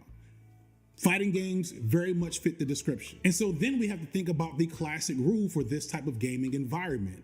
Winner stays on. As long as you're winning, you get to keep playing, especially in fighting games. So if I'm a young gamer playing Street Fighter or Mortal Kombat or Tekken, and I want to keep playing, and I want to have as many turns as possible and dominate my cousins, what do you think I did? I got good. I learned how to do a fireball. I learned how to recognize patterns. I learned combos. I bought strategy guides. I did what I could to remain with the controller in my hand. And if you ask anyone in my... I don't miss, chat. I do not miss. I told you he had them strategy guys on deck. Quantum don't miss. Family, they'll tell you that when it came to fighting games, aside from my cousin Damian Cheese and M. Bison that one time in Street Fighter 2, no, I have not forgot. RIP my cousin Damian. I was mostly unbeatable. Mind you, this same type of culture also permeates through arcades where everyone has access to it. But arcades also tended to be in urban centers in the 1970s and 80s and attracted a lot of black and brown youth. But when the arcades died in the 90s, well before online netcode could function to allow online play to really work, it was only people attached to local scenes who could truly play at the highest level. But for a lot of black kids, their local scene was their mother's basement. For white kids who are into gaming with greater economic options, the outcomes vary more. Instead of a kid knowing they will see their cousins every weekend, convincing them to buy Battle Arena Toshinden, instead they buy Tomb Raider because they're going to be playing by themselves more. I don't know this for a fact. Again, this is just my theory based on my experience and what I've heard, but I'm positive that if you talk to a lot of these black pros in the fighting game community across all these games, they have stories relatively similar to mine. And this is true for how most skills develop at a cultural level. This same story can be applied to what's happening in Japan with baseball,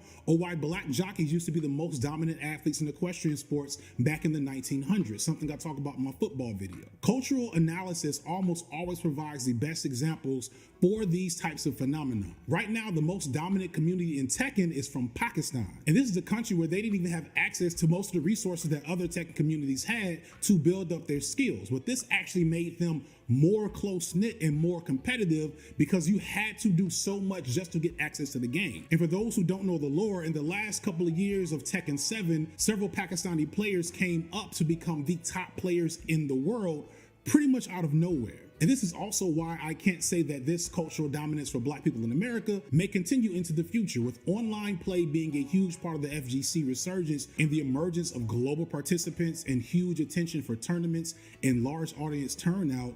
There's no telling what trends might emerge, especially as more money gets involved. So instead of labbing with a bunch of cousins, people are going to be able to go to Korea and Japan or Pakistan to level up their skills. So as the globe opens up to have more people competing to get good at these games, the cultural advantage that a lot of black folks have may not last much longer. But that is further into the future. We'll see what's happening with Street Fighter 7 or Tekken 9 or whatever as a new generation of players that have only played online begin to come of age, and people like me that have been playing since the 90s start to slow down because our nerves can't keep up with the modern game.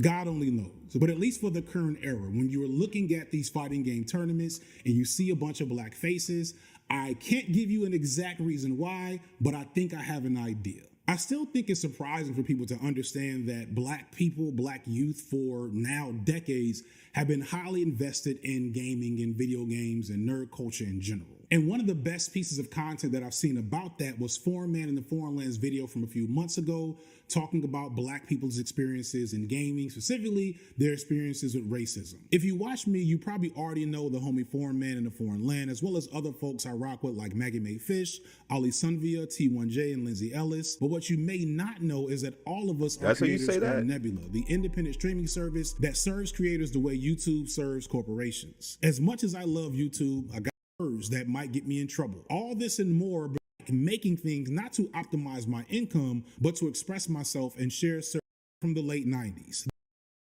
FD, I rock with you. I rock with you heavy, bruh. I can't do the ads though. So, chat, let me know how y'all feeling about black people and fighting games. Is it true that we just, we unlocking combos that a lot of people ain't hitting? The Pakistani statistic was very enlightening to me because I didn't know that. And honestly, I think it holds weight. I'm gonna have to put it to the test. I might have to pick up a console and see what Tekken's on. Yeah, we might have to get back into the Tekken sphere. So, all right, gang. What we think? One more video? What we think? One more?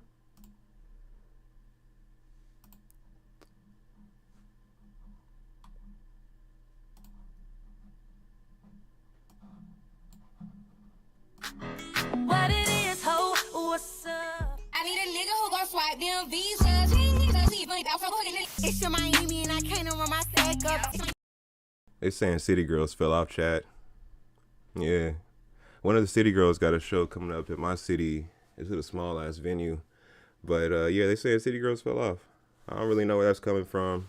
It's not really for me to talk about. But I know my girl will be rocking with them. So I'll probably end up at that show. It is what it is, gang.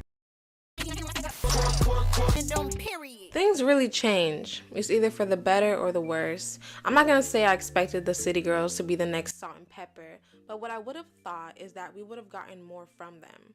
I don't know, I just feel like the grind is always real when you're trying to make it, but when you finally do, your fans just expect that you remain consistent. Although the City Girls had a lot of obstacles in their way, like JT's prison stint and Young Miami's pregnancy, I just didn't expect them to fall this hard to rebuild themselves back up. How did the City Girls go from having the best year of their careers to being listed in a court-documented sexual harassment case because you were the main chick to a man Hollywood is now trying to take down, to also going back to square one to rebuild your fan base? This longevity video is the fall of the City Girls. When the City Girls were first into fruition, it was really JT that wanted to start a group. Growing up, Jatavia always felt like the black sheep, being one of 16 kids, living with her father and her stepmother, her not being the stepmom's biological daughter, and her father hating her mother, who unfortunately dealt with drug addiction. She never felt welcomed in her home. Even though the family didn't struggle financially, she felt like the black sheep of the family. Eventually, she moved to her auntie's house, assuming things would go easier for her in a different area. This turned out not to be the best idea because her auntie wasn't doing the best financially. Eventually, she begged for her dad to let her come back home, but he didn't want her back, leaving Jatavia with her auntie for good. This ended up straining the relationship with her father. She eventually ventured on her own. Pop's tweaking. Hey, Pop's tweaking on that one. That's unfortunate. Yeah, chat. It's unfortunate. Because her auntie wasn't doing the best financially, it led to Jatavia to look for ways to make money. Facing homelessness and poverty, she was working jobs like Burger King and Whole Foods while running scams, that being the reason why she went to prison later on. It wasn't until JT got the bright idea to call Carisha. When JT started rapping, she was doing it for fun, doing freestyles. She had an idea to call each of her close friends to ask if they would do a song with her. Calling Carisha, she was open to the idea. Y'all not taking my rap career serious shit. I'm gonna have to make it so y'all can take me serious. When I make it, then y'all gonna want to take me serious now. This served to be a good idea in more than one way. For one, Young Miami embodies the sassy personality that fits well with her music. She was raised in Miami around stars like Trina.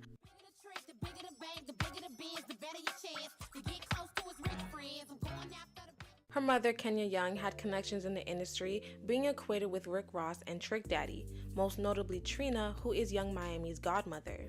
In 2009, Young Miami's mother, Kenya, and Xavier Robinson stole designer purses from Macy's in the Aventura Mall in Miami. They ran off into a crazy high-speed chase. Driving a borrowed Chrysler 300, they crashed in the Miami intersection, killing a woman. There's speculation on whether Young Miami's mom was the driver, but regardless, she was charged for the death. But she wasn't tried until 2017, pleading guilty and receiving a sentence of 5 years in prison plus 10 years of probation. This was around the time that Young Miami and JT decided to start making music. They released their first song, F That Nigga, in September of 2017.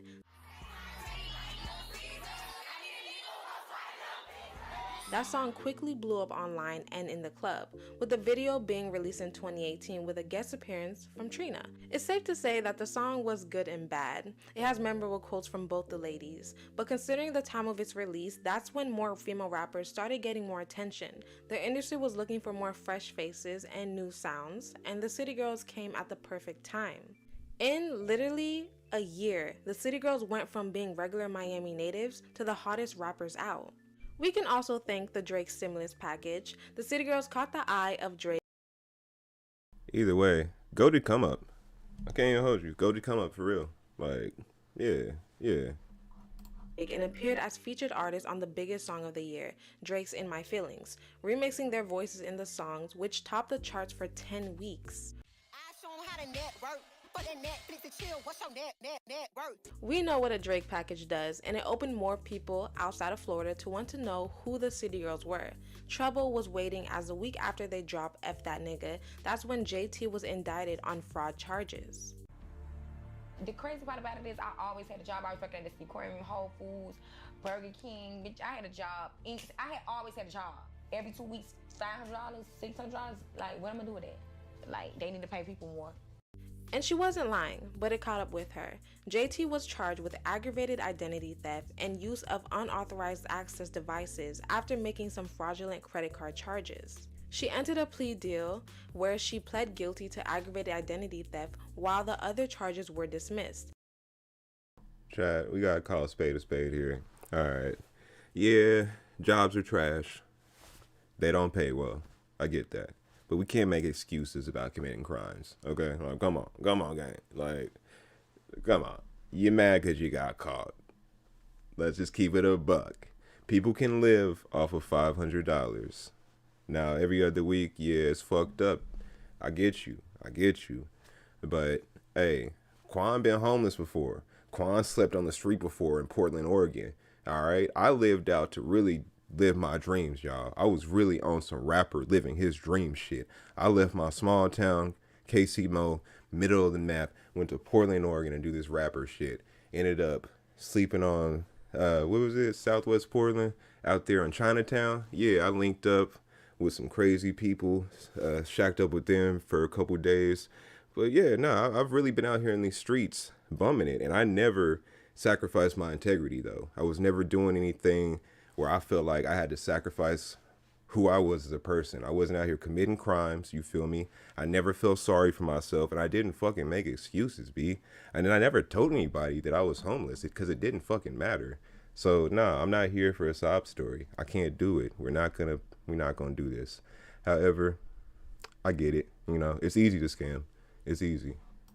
She was then sentenced to 2 years in prison, followed by supervised release of up to a year. The day In My Feelings was released, she turned herself in to begin a 2-year sentence for credit card fraud. With JT's up-and-coming prison sentence, the City Girls were in grind mode together for the next 6 months. They caught the attention of label CEO Pierre P. Thomas and Kevin Coach K. Lee. There were only 2 songs out when they got signed. Letter, like to get me a furlough.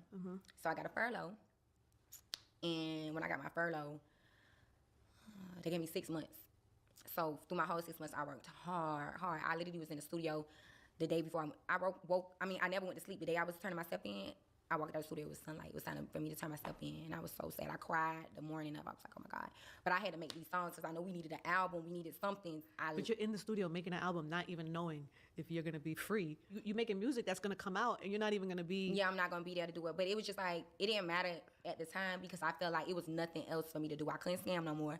I couldn't, do nothing. It was like literally do or die. So it's like, use my talent or just you fall right now.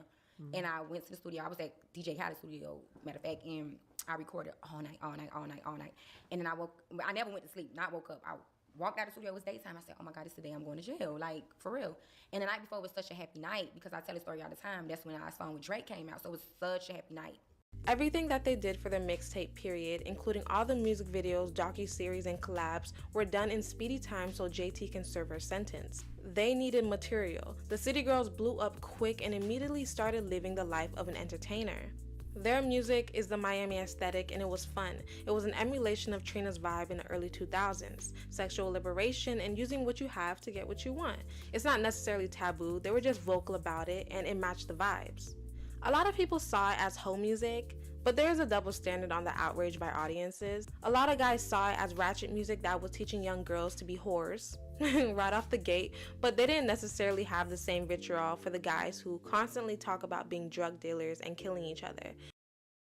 Hey, the double standard exists, and that's why I told you, like, Quan's not about to speak on woman issues in this video because, like, that's for women to work out at the end of the day.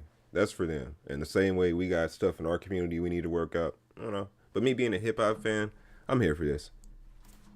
So guys have their fun music and girls have theirs. It just depends on who internalizes it.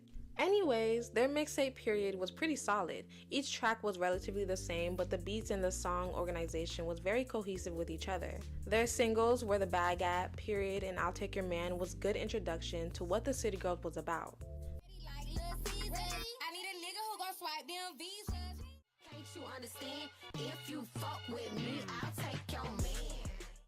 City girls for 305. Get on booty, pretty face, thick thighs. The City Girls was blowing up, and with the help of Drake and social media, they were literally inescapable. You couldn't do anything without hearing. Period. Period. Period. Period. Period. Period. Period. About 5 months later, their debut album, Girl Coded, dropped, and if you thought they were big before, they took over 2019 by storm with their singles Act Up and Twerk. Real ass bitch, give a fuck about a nigga. Big Birkin bag, hold 5-6 figures. Do it, baby, stick it, baby, move it, baby, lick it, baby, suck up on that, click it to that pussy, got a hickey, baby. JT's verses remained throughout this whole era, and she was featured on a few more of the music videos to help keep her image out there while she was locked up. The City Girls had huge momentum during this era. Their songs Act Up and Twerk were spring break anthems of 2019. That period was nothing but 613s and ass. Act Up was a song that was helped pen by Lil Yachty and the newest rising star at the moment, who just won a Grammy, Cardi B. So it was a fresh, exciting period in music that was really fun. Even though Carisha was holding it down while JT was gone, they still faced a lot of setbacks. During this period, Young Mammy found out she was pregnant with her then boyfriend Southside Baby. I'm sure she hid her pregnancy for a few reasons. Considering she just got signed, she probably didn't want anyone to tell her that it wasn't the right time to have a baby. I got something to tell you. Hey, I got smoke for Southside. Chat, if y'all want to know I got smoke for Southside, y'all can let me know. But yeah. Now I can see why she wanted to talk about that. I can easily see that, chat. I know that, JT in jail, and I'm supposed to be out here holding down the group, and, you and Coach been going so hard, making sure we get everything done, and I don't know, I'm pregnant. And she was also facing criticism for her performances. These girls just hopped into the limelight without much training. While JT was gone, Carisha had to do everything herself, but she wasn't the one that had serious dreams of becoming an entertainer, so I don't think she took it as seriously. P paid for 10 days of rehearsals and she only showed up for 2, so she faced backlash for her stage presence. Hello. What's up? What's up? How do you feel about your performance? I was supposed to rehearse in LA for 2 weeks for BET, and I only ended up doing 2 days. There wasn't no energy. What? It don't look like it was well rehearsed on your end. I think it's this. I only rehearsed for 2 days. I supposed to have a week of rehearsal. Capri right here, I got you on speaker. Why is Young Miami going to all these other places, doing all these shows when on her schedule we already knew months in advance that this girl had to do this BET Awards? Okay, but Pete, I was nervous. This was my first TV performance. I was focusing on not missing a step. I was focusing on not cursing because that was the main thing. They kept saying, don't curse, don't curse, don't curse. That was my first time ever performing with plug-in in my ears. Like everything that I did for the BET was my first time. While her mom was also in jail and she had to basically be the one to hold her family together. To top it off, she was shot in her G-Wagon. Someone let off 14 shots at her. Luckily, no one was harmed, but it was very startling considering she was pregnant at the time. Some people speculated that it was Kodak Black. Kodak and Southside do have beef. The week prior to the incident, Kodak dropped a freestyle saying he'd punch Young Miami in the stomach. Swing and I bought Young Miami a ring, she bought an 808, baby. When I see him hit that bitch in her stomach, the way I keep this shit too real, they say I'm fucking up my money. Which was pretty lame and barbaric. Alright. I'm gonna pause this video because I got another banger over here. Yeah, Brody. The hypocrisy. The modern age gangster rapper, by analyzing Meek Mill's recent behavior and various. Yeah, let's just go ahead and run this. I feel like this is gonna be a banger right here. We gotta call some of these rappers out. Let's go. Controversies that has haunted him throughout the years. Although there are other gangster rappers such as Lil Durk, NBA Youngboy, Lil Xan, and Young Thug, we will only be focusing on Meek Mill and his hypocritical behavior. Now, what exactly is a gangster rapper? We can all agree that it's someone who talks about murder, selling crack, trapping out the bando, and of course, pulling up with a whole lot of dicks. Yeah, YSL. Carter 6 coming out Friday, first show. New Orleans, Holly Grove. Fuck, nigga. Meet me there, better yet. Beat me there, you did. With them dicks, too, nigga. Yeah. I counted a total of 4 dicks in that video. That indeed is a whole lot of schlongs. Anyways, Meek Mill raps about all of these topics in his albums. Some lyrics include, I told him bring 80 more rounds. Brr. I put baguettes on all of my dogs. They fall, they're making a sound. I'm on a yacht with a bad thought. We got the streets in the headlock. Boy trying to peep through the backyard. All he seen was the choppers and red dots. Brr. Based on these lyrics, we could rightfully assume that Meek Mill is no stranger to headshotting his ops, spinning the block with his dick out, selling oregano to white college frat students, and of course, fucking your bitch on a nice summer day. He's the epitome of what a gangster rapper is supposed to be, someone who won't take disrespect from anyone. So let's go back to the summer 2015 when Drake and Meek Mill were beefing. As everyone knows, Drake won that battle by a landslide, catapulting himself to an even more icon status, while arguably slowing down Meek Mill's career. What most people don't remember is how their beef even started. It all started on July 21st, 2015, and Freak Mill had just released his sophomore album, Cheeks Worth More Than Money, a month prior selling 246,000 copies on its first week. It had hits such as All Eyes on You, Jump Out the Face, and of course Rico, featuring Drake. When the album released on June 2015, multiple artists co-signed the album. Future, The Weeknd, Nicki Minaj, Tory Lanez, and Rick Ross would promote Meek's latest album, everyone except Drake, and Meek, being the cold-blooded, pistol-toting, Pyrex-whipping, Philly kingpin that he was, decided to take it into his own hands to show Drake that he wasn't someone to play with, so he did what any tough gangster would do, tweet him a really mean message. Stop comparing Drake to me too. He don't write his own raps. That's why he ain't tweet my album, because we found out. For someone who claims to be a real life gangster, this tweet exposed Meek Mill for the insecure person he really was. Let me explain. Meek tweeted this a whole month after his album came out. An album that sold damn near 250,000 copies in its first week. An unprecedented victory that only a few rappers could ever achieve. This alone solidified Meek Mill among one of the greats in this generation. But instead of celebrating and being content with his achievement, he decided to harbor resentment towards Drake for not... Yo, I forgot, chat gang. Just so y'all know, new video coming at, 6, 7 a.m.? Yeah, the Ghostman video is coming this morning. I am going to hop off stream after this video. I do have to go. Yeah, I got to go. But new video drops today. Yeah, once again, thank you for rocking with me in the chat. Appreciate all y'all. Hey, my boy EB showed up too. That's fire as hell, gang. That's dope as hell.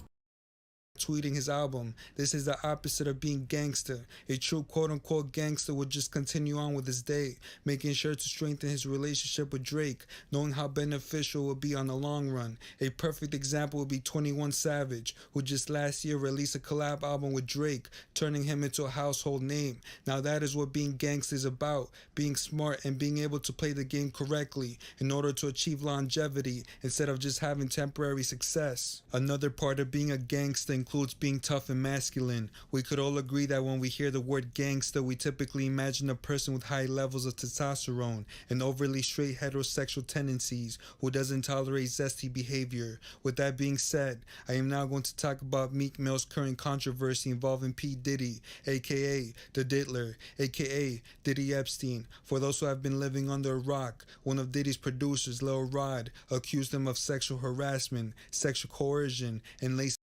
And if y'all go on my channel, you will see the full analysis breakdown of this situation with Diddy, Lil Rod, Meek Mill. Yeah, check it out. It's I think Quan talks about the Diddy situation. Go peep that. Alcohol to underage girls. His court papers containing the lawsuit would go viral for having a particular rapper's name on it, setting off the internet into a frenzy. This is the first time in court, or at least in a lawsuit, we're seeing very clear accusations to Diddy either encouraging, requesting, wanting, or fetishizing over some homosexual activity. Okay, now, okay, great. So yeah, let me see what's going on here. Mr. Jones was in Mr. Combs' house located in Miami. He was intoxicated. Yo, chat, I did not say it was Meek. Y'all niggas is tweaking.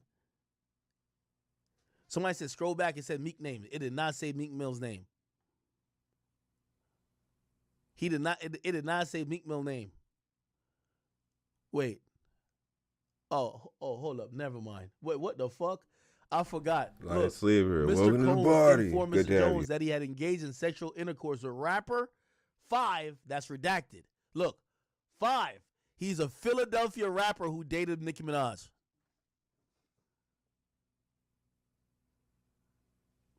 Academics would react to Cheek Mill's name being redacted on the lawsuit, inducing a response from Meek and the Meat Chasers a day after the court papers came to light. Remember, Meek Mill is a tough, cold-blooded killer from the trenches of Philly, so he took it upon himself to send a warning the way most gangsters would, that being sending a couple of tweets dissing academics. You feel me? So anyway, he says, the way you niggas coming on the sick now, I can't wait to meet academics. Okay. LOL, they know I drop tomorrow. This day damage control. This net getting too weird. Bitch ass niggas ain't gonna play no games with me. They try to do damage control. This is the same thing they almost tricked y'all with Lil Baby. Let me tell you why this small-brained idiot said that. Meek Mill and Lil Baby actually feel like I hurt their career. You see everybody keep calling Lil Baby men now?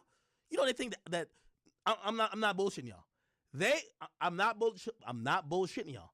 They actually think it's because academics. Hey, don't hate the player, hate the game. All right? It is what it is. Don't hate the player, hate the game. Yeah. Has put this narrative out, and everybody's adopting it. Most people don't even like me. But that's what they believe. They think that I have, even though they claim I'm powerless, I'm nobody fucks with me, I'm weird. They claim Meek actually think I'm one of the reasons why his career not on the up. Now that's what I call being a gangster. Dissing someone through the internet is basically the same thing as pulling up to the trenches and shooting at your ops halfway down the block as they're running for their lives. Truly riveting. Anyways, academics responded to his hate comments by inviting Meek Mill to a 1v1 boxing match. He even reached out to a few promoters to set up a fight, but Cheek Mills, being the hardcore ghetto gangster that he is, said fuck no. We got celebrity boxing. They said they got $1 million. I said, I'm signed up. Aiden Ross called me 3 times today. He said, Ack, I might have $2 million. I said, I'm signed up. I got over here somebody named Mams Taylor. I don't know who he with. I told him, I'm signed up. Meek Mill, have you responded?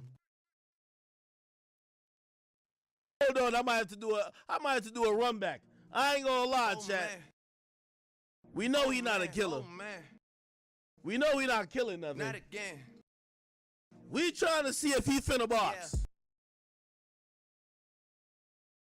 I done had 4 goddamn different companies trying to say, Ack, are you with it? They named a price. I said yes. They said, what's the holdup? I said, go talk to the Philly gangster, the nigga who's a killer. He said he was about to die about this. Why won't he get in the boxing ring for $1 million at least? Huh? Y'all gonna make me buy him some goddamn training gloves.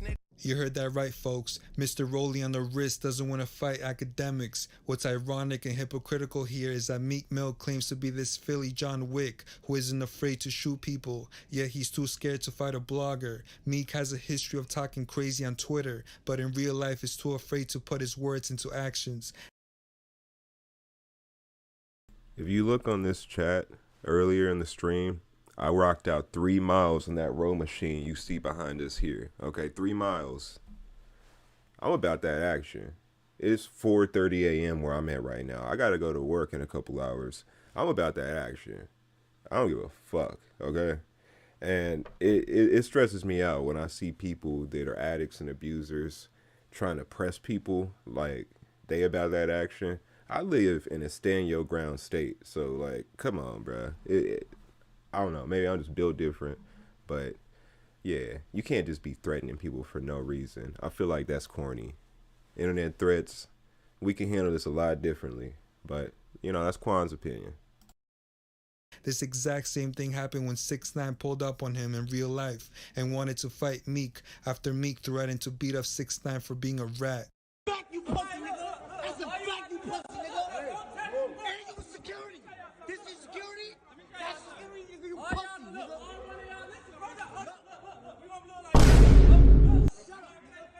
Shut up! And you with a cop! You way out, nigga! And look, you tight! And you with police! And you with police, nigga! Look, that nigga's a cop! Listen, I don't even fuck with 6ix9ine, but this is hilarious. This is funny as hell, gang. Nigga, you pussy, nigga. That nigga's pussy. That's a fact, that nigga's pussy. Look, ain't with a cop. We don't got no security. I got my own fight on the security in the club. That nigga's a cop. Ain't this nigga pussy, nigga.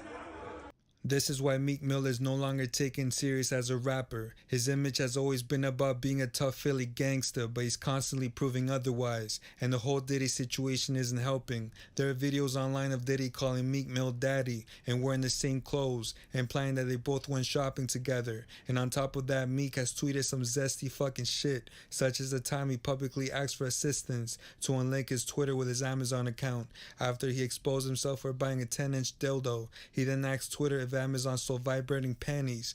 Meek really is putting the G in G-spot, and I guess that's kind of gangster. All jokes aside, this is why I consider Meek to be the poster child for the modern hypocritical gangster rapper. He claims to be an active killer who isn't afraid of 360 no-scope his ops and talks like he sells crack as a hobby, yet gets offended when rappers don't tweet his new album, is quick to talk crazy on Twitter, but is even quicker to back away from fights, and likes to indulge in homoerotic activity with other men. The closest thing Meek will ever be to being a gangster is Gangstalicious from the Boondocks. Make sure to like and subscribe and comment your opinion on the Meek Mill and Diddy situation. With that being said, I'm out. How we feeling? I feel like we just witnessed a full court press, almost an assassination on Meek Mill here. Damn, it's only got 9 comments. Who is this dude, bro? I don't even know where this came from, but this shit was funny as hell to me. Yeah, I don't know who Business Explained is, but shouts out to him. 347 subscribers. The algorithm just fed me this dude's video, and I ate it up. I ate it up like a little fiend. Damn, we down bad, chat. I told you we was only gonna watch one more, but honestly, I'm not ready. I'm not ready to go to bed yet. So, yeah, we gonna go ahead. We gonna do another one, okay? Yeah, I got one more for y'all. Let's go. In today's... Okay, my bad, y'all. I just need to pull up my...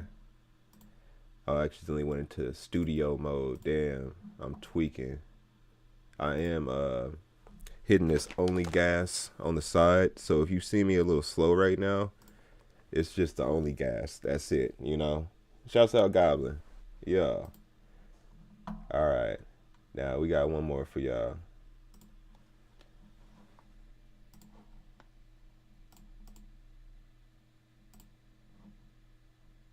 This one's the real life victims of internet trolls. There are some pretty disturbing cases of trolls stealing people's online. Yeah, we were talking about internet trolls earlier with the Davi Vanity situation. Davi Vanity video coming real soon to the channel. But yeah, man, trolls be going crazy on the internet. That's another reason why your boy Quantum wasn't really trying to be famous. I needed my OPSEC down before I really started this journey. As you see, I'm in my house. I'm in my basement. I ain't got roommates like that. Before Quantum was down bad, he had roommates. You know, he wasn't in the greatest situation to really propel his career online yapping. But now I can yap all I want, gang. You know, ain't nobody stopping me from cooking up beats, doing whatever the fuck I want to do on my channel. That being said, shouts out to Light Sleeper. Say you found me through the algorithm. Yeah, I don't know how this algorithm works, but I'm trying to figure it out. So that's what's up. Appreciate it. All right, let's go ahead and get this spinning. This is the real life victims, internet trolls.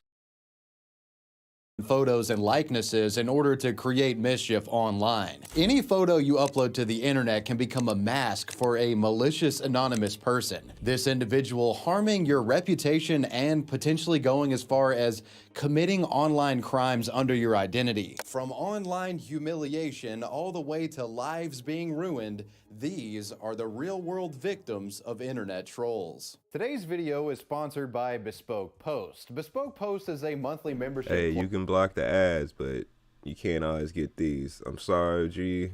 I fuck with you, Wavy, but nah, not right now. Not right now, gang. This is Quantum's channel.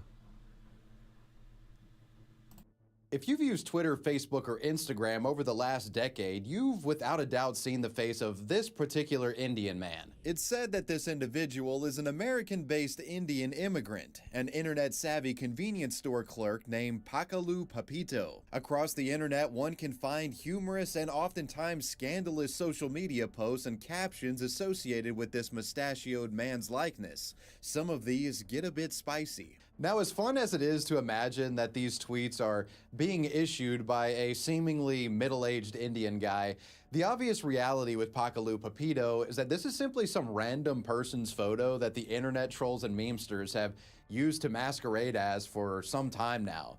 So this begs the question, how did Pakalu Papito find themselves in this situation?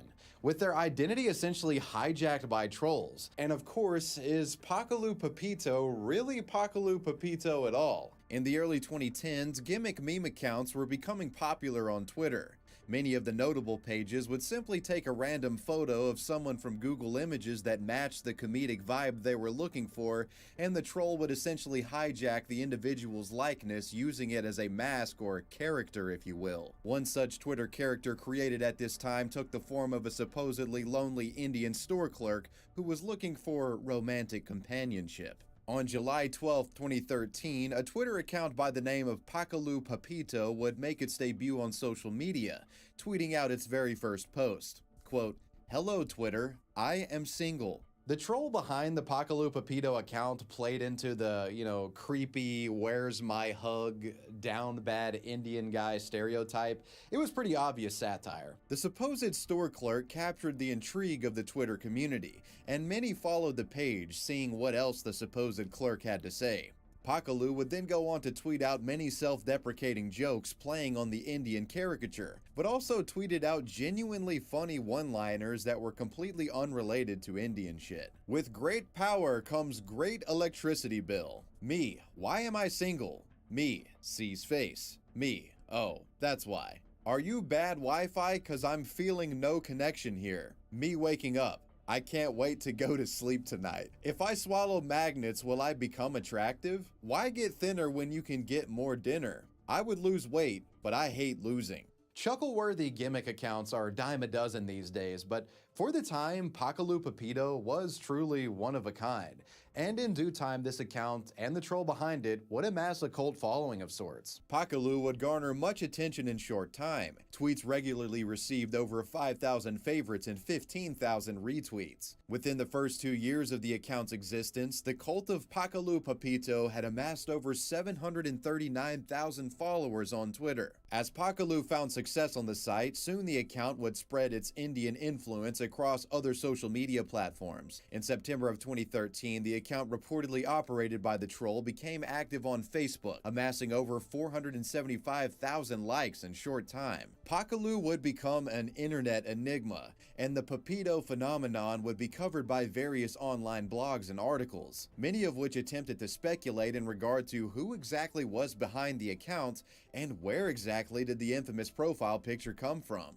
While some out there certainly felt as if the Pakalu Papito account was actually genuine and operated by an Indian guy of the same name, those with anything higher than a room temperature IQ were— Chad, do you think I got full court pressed by Eddie Baker earlier? I think I got pressed. Was that a pressing? I want to know. I just want to know. Interested in figuring out who was really behind the account, and of course, where the infamous photo was from. In 2018, as Pakalu's Twitter popularity was at its peak, the notorious convenience store clerk was forced into an early retirement. Shortly after passing 2.13 million followers, the account was inexplicably suspended from Twitter permanently. Fans were saddened, and the exact reason for the termination is still theorized to this day. Whatever the case, Pakalu Papito was gone, but as the old saying goes, you can kill a man, but you can't kill the idea. The cult of Papito would carry on after the OG account suspension. Various copycat accounts using this Indian man's face would pop up in this mimetic clout vacuum of sorts. While the copycat Pakalus never truly compelled the internet in the same way that the OG account did, the continued success— Light sleeper. Eddie Baker, it's literally right above you. He just popped in the chat and he said, yo, and I said, what's up? And I told him that I want all the smoke. And he told me that there's no smoke. And I was just like, oh, thank God, because I actually don't want the smoke. Success of social media accounts using this man's likeness up until this day speaks to the legacy of the character. And the most bizarre part of all of this is that the actual man in this photo, the actual guy behind the Pakalu Papito meme, it's likely that he has no idea about any of this online nonsense surrounding his photo. For close to a decade, trolls have stolen this man's image and used it as a punchline, telling a litany of crass jokes and self-deprecating quips, oftentimes at the man in this picture's expense, potentially damaging his reputation if those who knew him in the real world encountered these wild online postings and believed he was the one behind them, which of course he isn't. And this of course begs the question, who actually is Pakalu Papito? Like, not the troll, but the actual guy in the picture.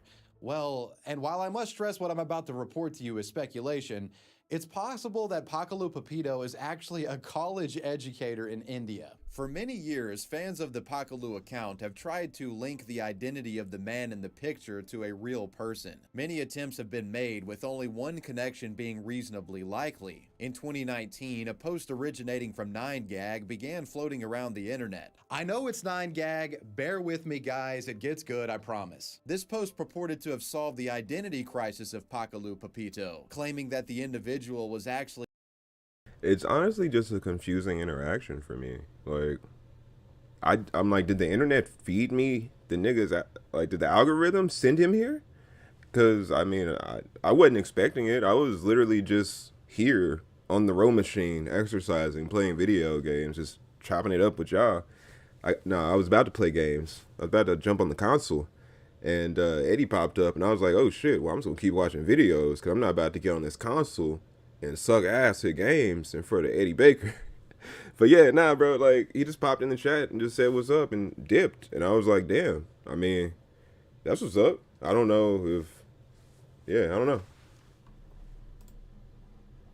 A teacher's assistant named Prakash, who worked at the India Institute of Technology in Kanpur. To prove this, the poster provides a screenshot from what appears to be a backdated version of the Institute's website, which featured none other than the internet-famous image associated with Pakalu Pepito. Pakalu Pepito, it's a photo stolen from Prakash, confirmed? Hold your horses. Now, this post has no working link for those curious who want to fact-check what is presented. I mean, hell, someone could have simply photoshopped this picture onto the Institute's website, for Christ's sake. If you visit the Institute's website today, this Prakash fellow still works for the Institute's physics department, though it appears he's been promoted to senior technical superintendent. Good on you, Mr. Prakash. However, what's problematic for confirming the aforementioned 9gag post is that the photo for Prakash now is different.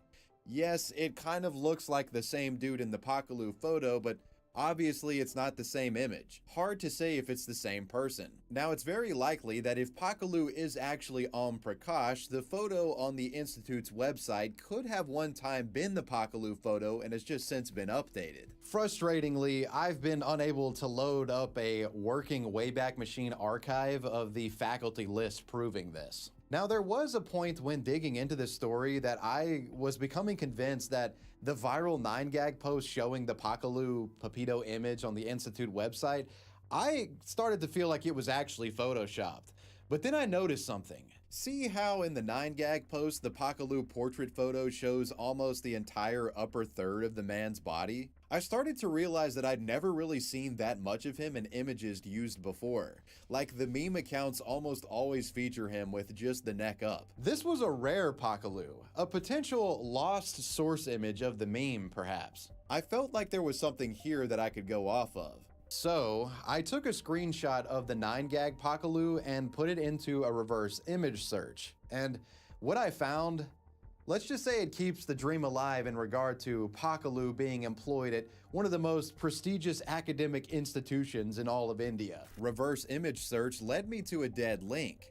A link that seemed to have been trying to take me to a lost archive of Prakash's Institute faculty profile picture from an old version of the official website. After getting a 404, I put this link in the Wayback Machine and found a working archive from all the way back in 2004. I clicked go and this happened. The official Institute page for Prakash's faculty photo back in 2004 loaded up a JPEG image of none other than Pakalu Pepito. I must emphasize that all of this is speculation, but yeah.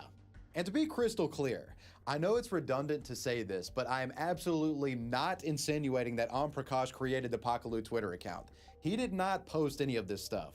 Rather, if it is indeed his old photo, he was an innocent guy who got his picture stolen by an online prankster. Whatever the case, the story of Pakalu Pepito is one that showcases just how easy it is for someone's likeness to get hijacked by trolls.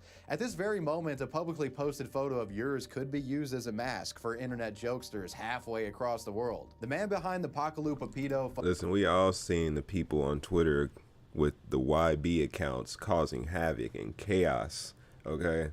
Like I got PTSD just from seeing YB's picture in a profile for a minute, bro. They were relentless in the comment section. All right, like, yeah, man. Pakalu was probably out here causing havoc. I would be besides myself if I found out that I was a meme and still had to go to work. Imagine if the students found out he was a meme, bro. He ain't never gonna live that down as a teacher. Oh, it's over. It is over. But shouts out my man Pakalu. You know, yeah. Even if he actually is a professor in real life, you know, I need him to hold it down. Keep holding it down, Pakalu. We salute you over here at the Karn channel. Big ups. Anyway, we gonna cut it short after this one. I am off. Yeah. Photo can't be 100% confirmed at this time, nor can the troll behind the original Twitter account's creation. They remain two enigmatic individuals, one unwittingly and the other very wittingly responsible for one of the most iconic internet memes in history. That was the story of Pakalu Pepito. All right, gang. Pig free. Once again, thank you for pulling up. It's been another presentation, Quantum Show, another live session. Hey, I'm gonna be back out here later this week, but like I said, Ghost main video in a couple hours. Yeah, it should be dropping around 7. So yeah, we got more content coming real soon. So I'm out. Y'all be cool, all right?